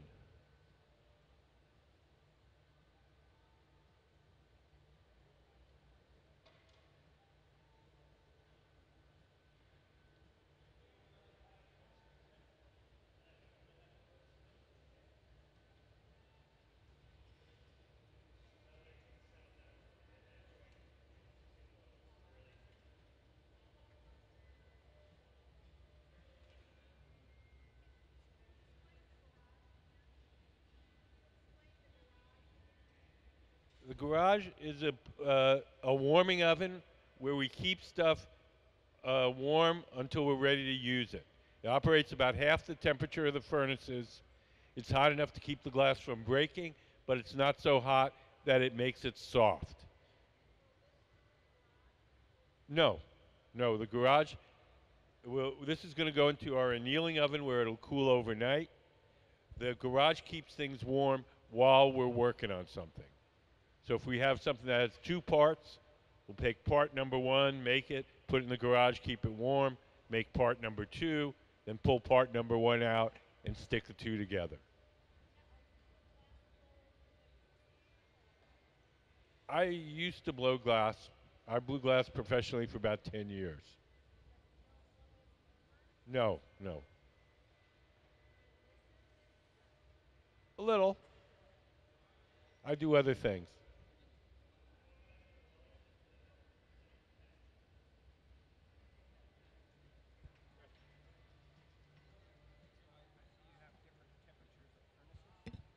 Not really. We have different kinds of furnaces. The, This one, and they would have used that would have made it a lot hotter. no. No? How hot it gets is how long they keep it in there. They're all burning the same. Well, let me explain it instead of you explaining it to me. I was asking. There's two kinds of furnaces. There's the glass furnaces that have tanks of molten glass in them, and then there's the glory holes. Those are the round ones with the doors open. Those are all the same temperature. They're just different workstations. The glory holes run at 2300 degrees. The furnaces run at 2100. So the furnaces are kind of on simmer. The glory holes are just a little bit hotter, so you can heat things up quicker.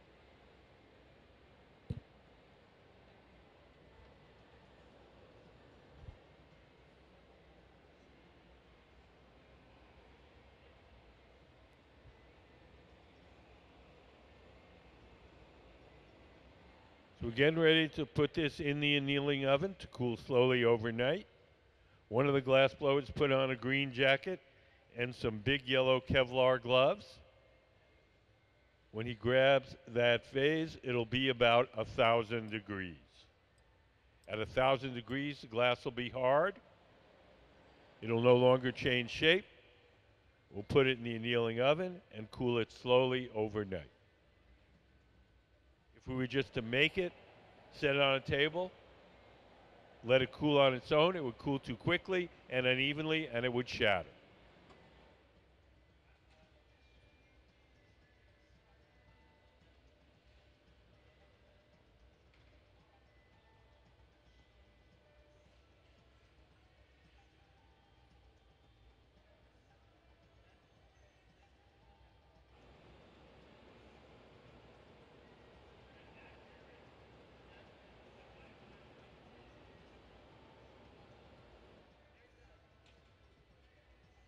Each day we heat up the annealing oven to 920 degrees. We place all the objects we make during the day in there, and then at night we cool everything down all at once. So into the annealing oven, and let's have a hand for Sean O'Neill and his team.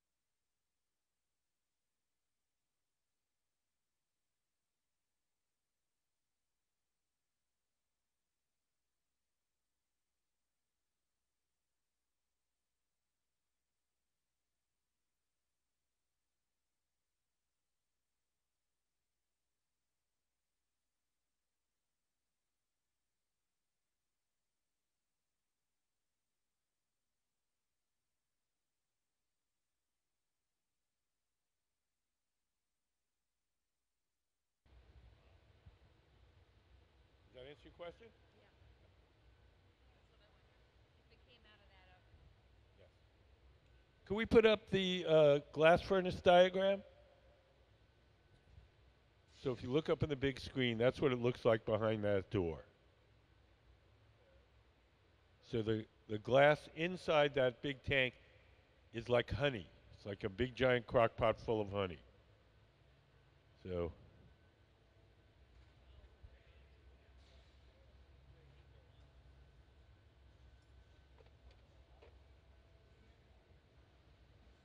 so we're going to add a line, a decoration.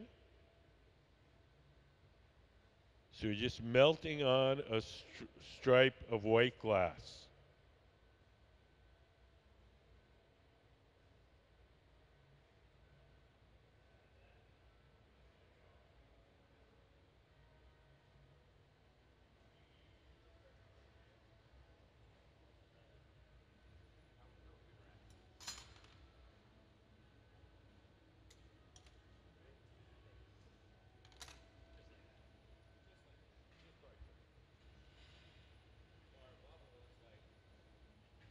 Perfect. Yeah, that's fine. So we're going to melt that stripe in. When he was putting that design on, the piece that he was putting it on too, he wasn't. It didn't look like he was spinning it right, Dad. So it'll stay hard enough to keep its shape. Yeah, yeah. I mean, he was, how to turn turn it to draw as it goes around. So he was turning it a little bit, but even if it's a little, if it droops a little while he's doing it, um, he can just straighten it back up again. Okay.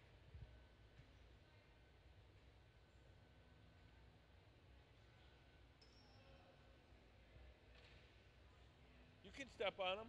No. That's what they're for. They're on the floor. They get better when you step on them. Here you go.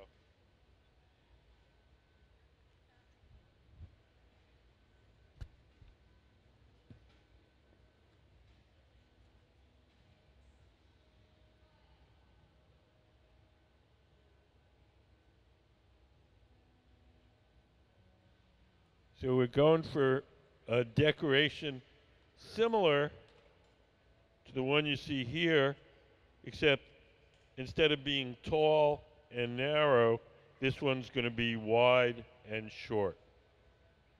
So it'll have the skinny neck like this one has. It'll be more.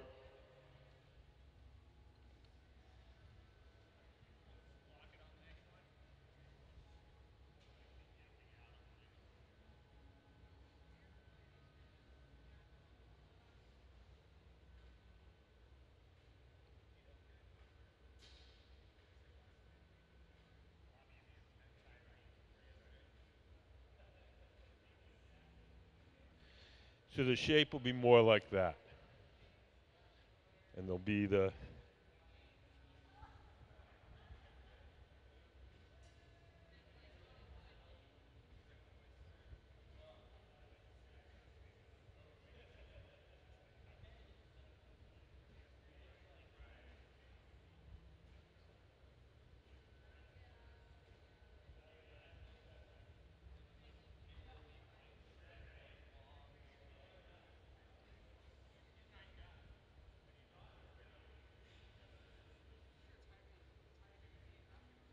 So we'll have one thick line, one thin line, and a wide shape with a little narrow neck coming out the top.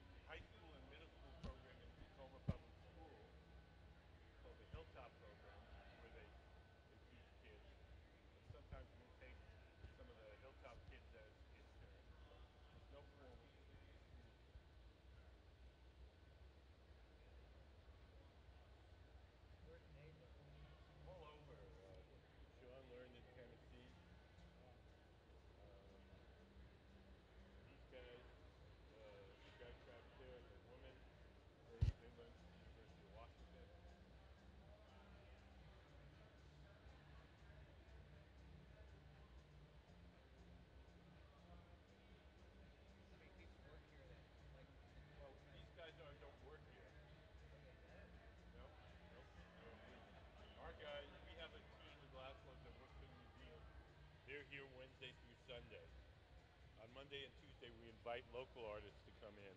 Ah, cool. So these guys are local, but they're not. They don't work for the city.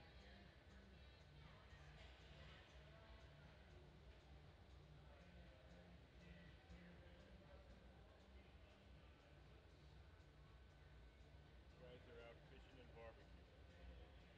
That's right. It's a holiday. Holiday weekend. It's getting there, yeah. Monday and Tuesday is their week. Okay. And then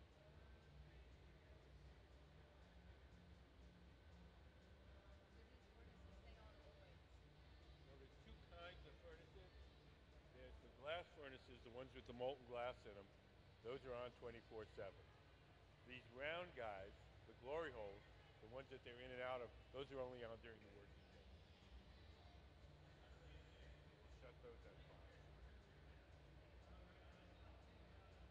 Take your car up there. An hour?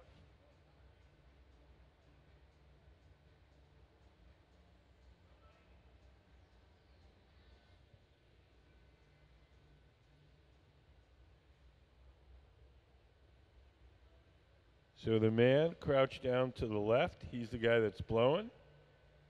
He's blowing through the steel tube, the blowpipe, and inflating the glass as Sean O'Neill, our guest artist, shapes it. Sean has taught glass making at the world famous Pilchuck Glass School.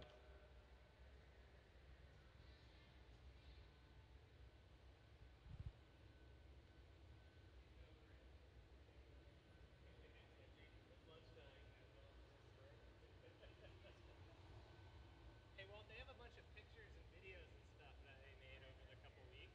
Oh, Up there, yeah, they have images of my work, and they have. What's that? No, but they did like a work in progress video. It's really nice. Can we play the work in progress video? I'm not sure what it's called. The video of Sean that they made. The music's wonderful. Check out this. It's cool to look. Where do you want to dip, dude? You want to dip over here? I guess. I don't know. Let's rake no matter where we. upstairs to see what they're. Yeah, David had it on repeat.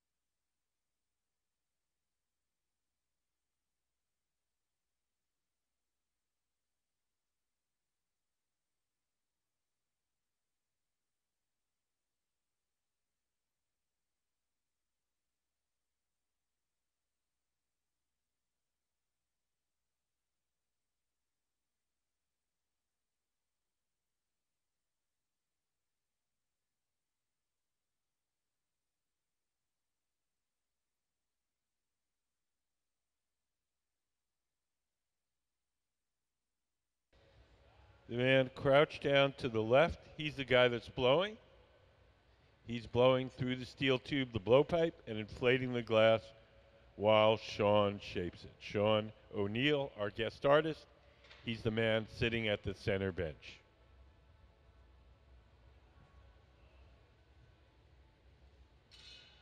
Sean is a Washington State artist.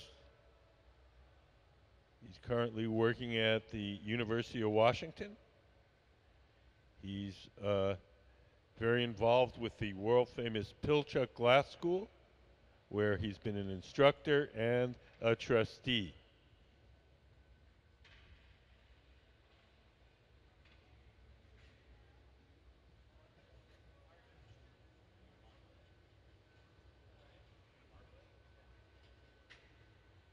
His artwork can be seen at the Traver Gallery, Traver. It's a gallery in downtown Seattle, about a block and a half south of the Seattle Art Museum. Is it south or north?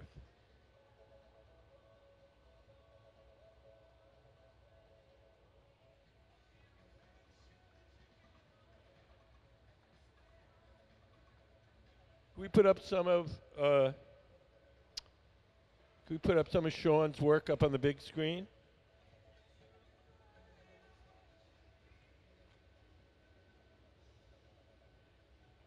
So these are some examples of some of his finished sculptures.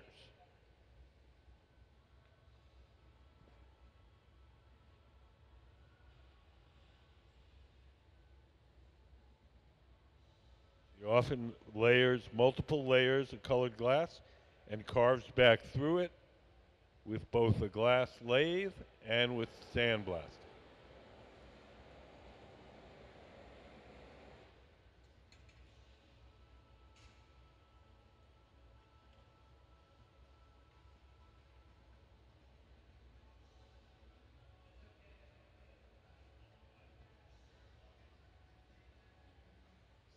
His designs are inspired by natural landscapes. So things like rivers, mountains, erosion.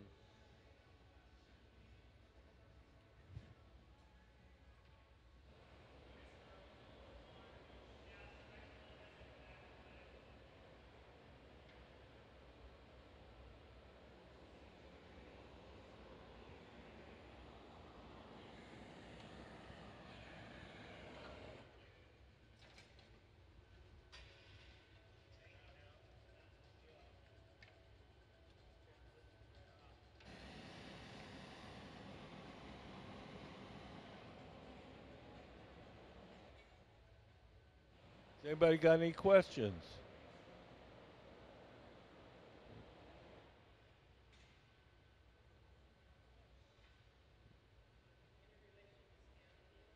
What?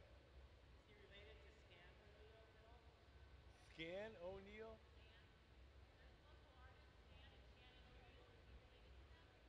I don't know. I'll ask him. There's a lot of O'Neills in the world.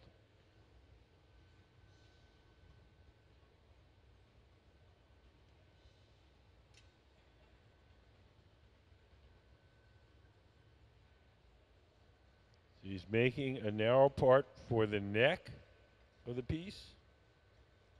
He's going to make a nice sharp notch where he can break the glass away from the metal pipe. Sean? Yes. Related to Dan O'Neill? Stan? Dan? Oh, Dan O'Neill? I'm related to a Dan O'Neill. Is it another glassblower? Another artist. There's a guy named Stan O'Neill in Cedar Woolley. I have no relation to him. Did you say Dan or Stan? Stan? No, he's not related to Stan.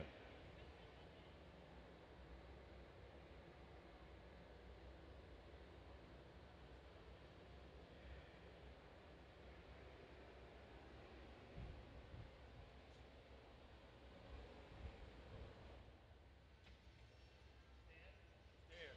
She's asking about Stan.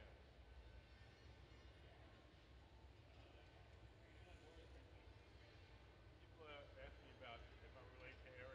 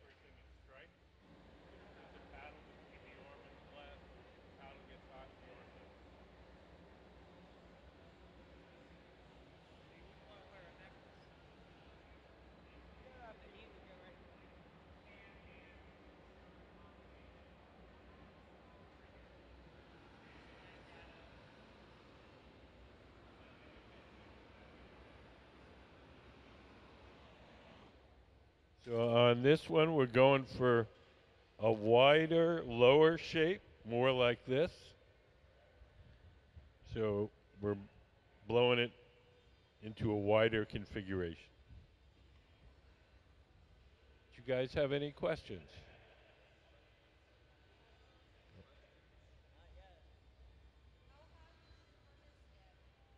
Well, there's two kinds of furnaces. The ones that have the molten glass in them are 2100 degrees. The round ones where we're heating it as we're working, those are 2300 degrees.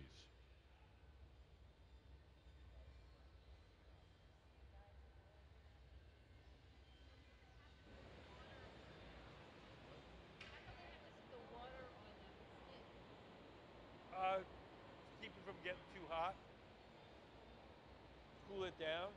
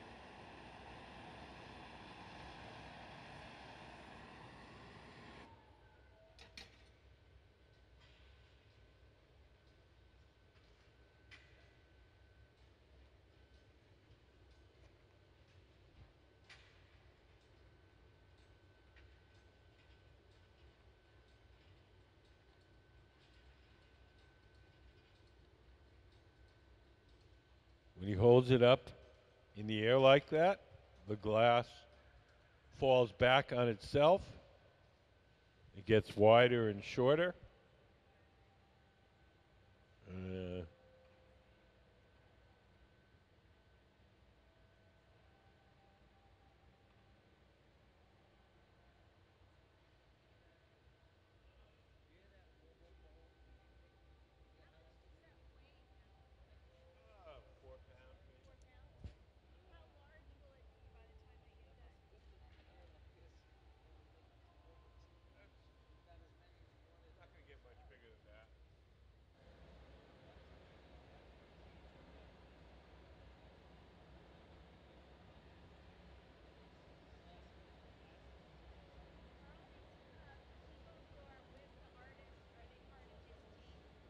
well, he's hired in this project.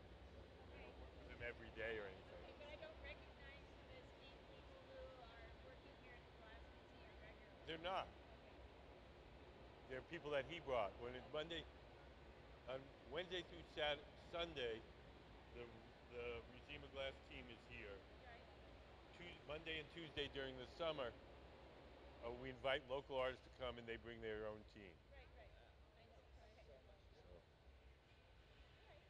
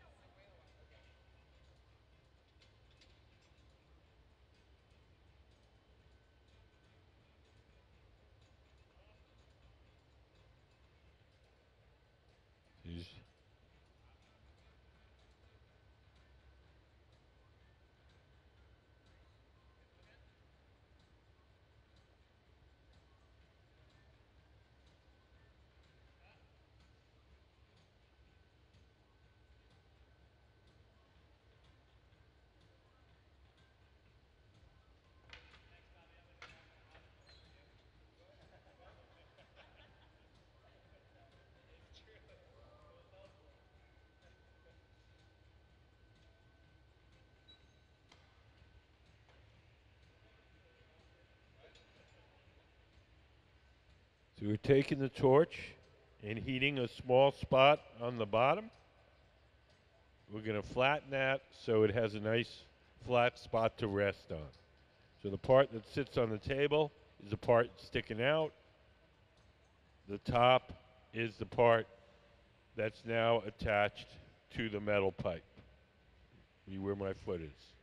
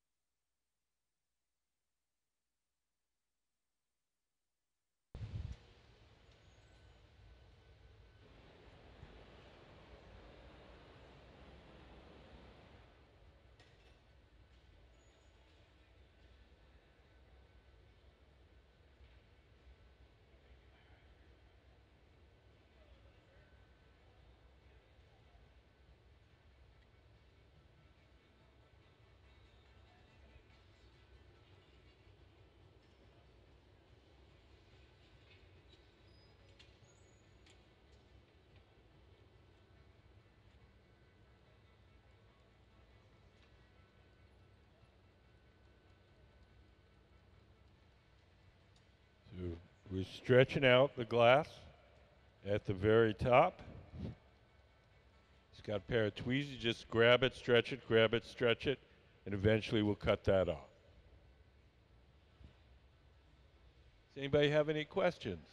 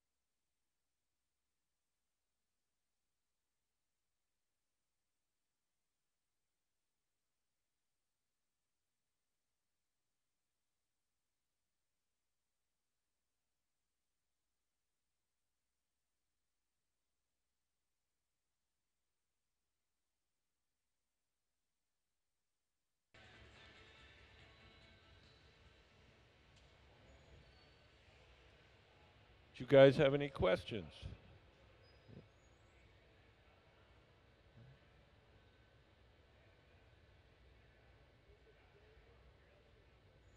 Do you guys have any questions? Andrew.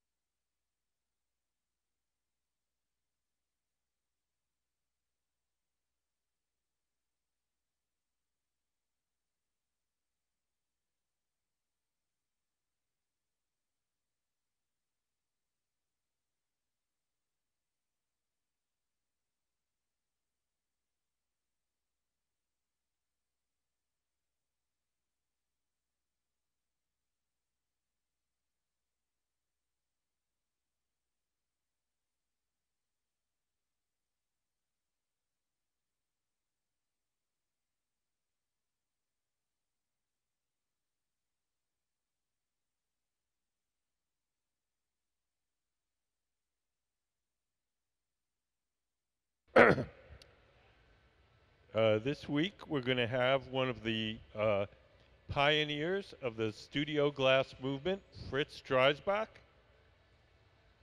He's started working in glass in the 1960s. He's been a teacher, teaching glassmaking all over the world. The Pilchuck School, the Pendon School. Do we have a Fritz Dreisbach slide?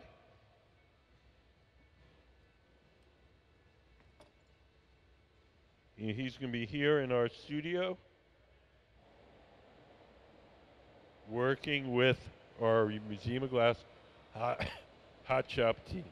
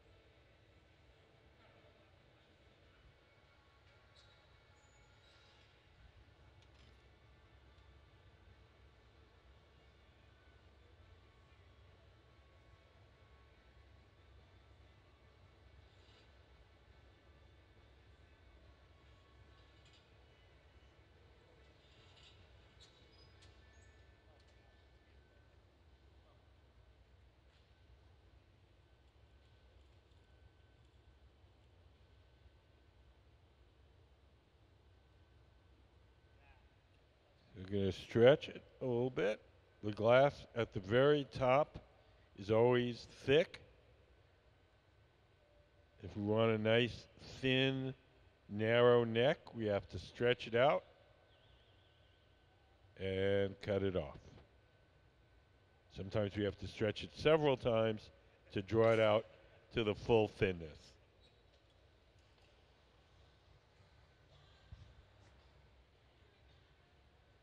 Yes.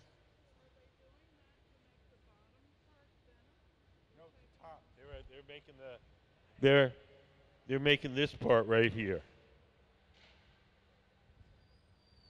Yeah, they're trying to thin it out. If it's not thin enough, then they have to do it again.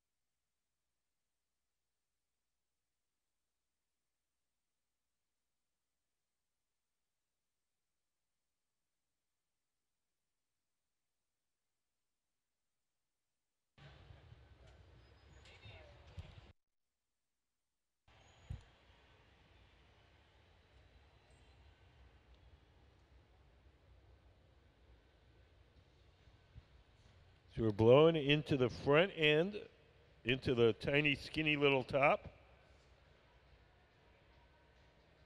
And it's going to make this part, which we call the shoulder, a little bit puffier and fuller.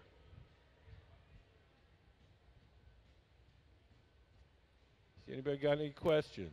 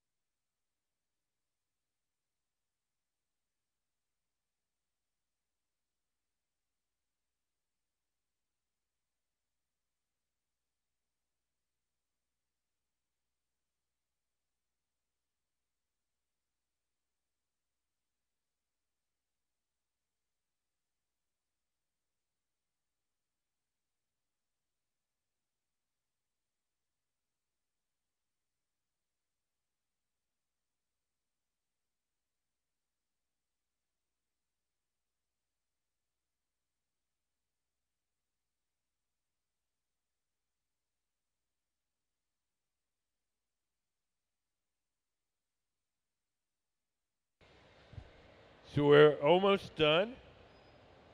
And the reason I know that is I look to my right, your right, and I see one of the glass blowers putting on some protective clothing. He's going to carry the finished vase to our annealing oven. Each day we heat up our annealing oven to 920 degrees. We place all the objects we make during the day in there, and then at night we cool everything down slowly all at once. So Bobby with a green jacket, he's going to put on some big yellow Kevlar gloves. When he grabs that vase, it'll be 1,000 degrees. At that temperature, the glass will be hard. And then at the end of the working day, we'll cool everything down all at once.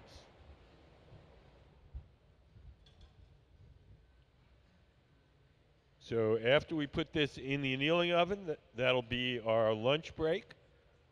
We'll be back in an hour after that. What? I'm sure you can. We're not selling it, but buy it from Sean. I can put you in touch with him if you want to buy it. Yeah, I feel like you put a lot into it so far. Oh yeah. He'll be free momentarily. You can talk to him.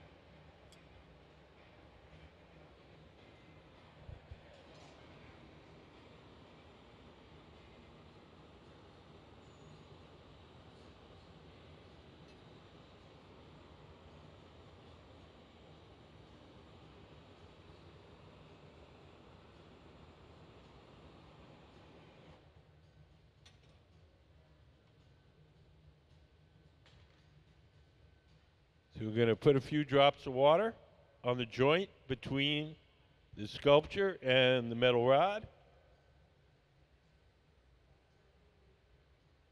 The water will crack that joint, a little tap, off it comes, and into our annealing oven. Wrong way. Whoa. Own goal. Okay, let's have a hand for Sean O'Neill and his team.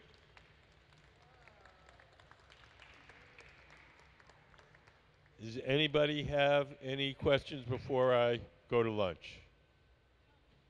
Nope. Well, then enjoy your lunch. See you guys in an hour. So which is Sean?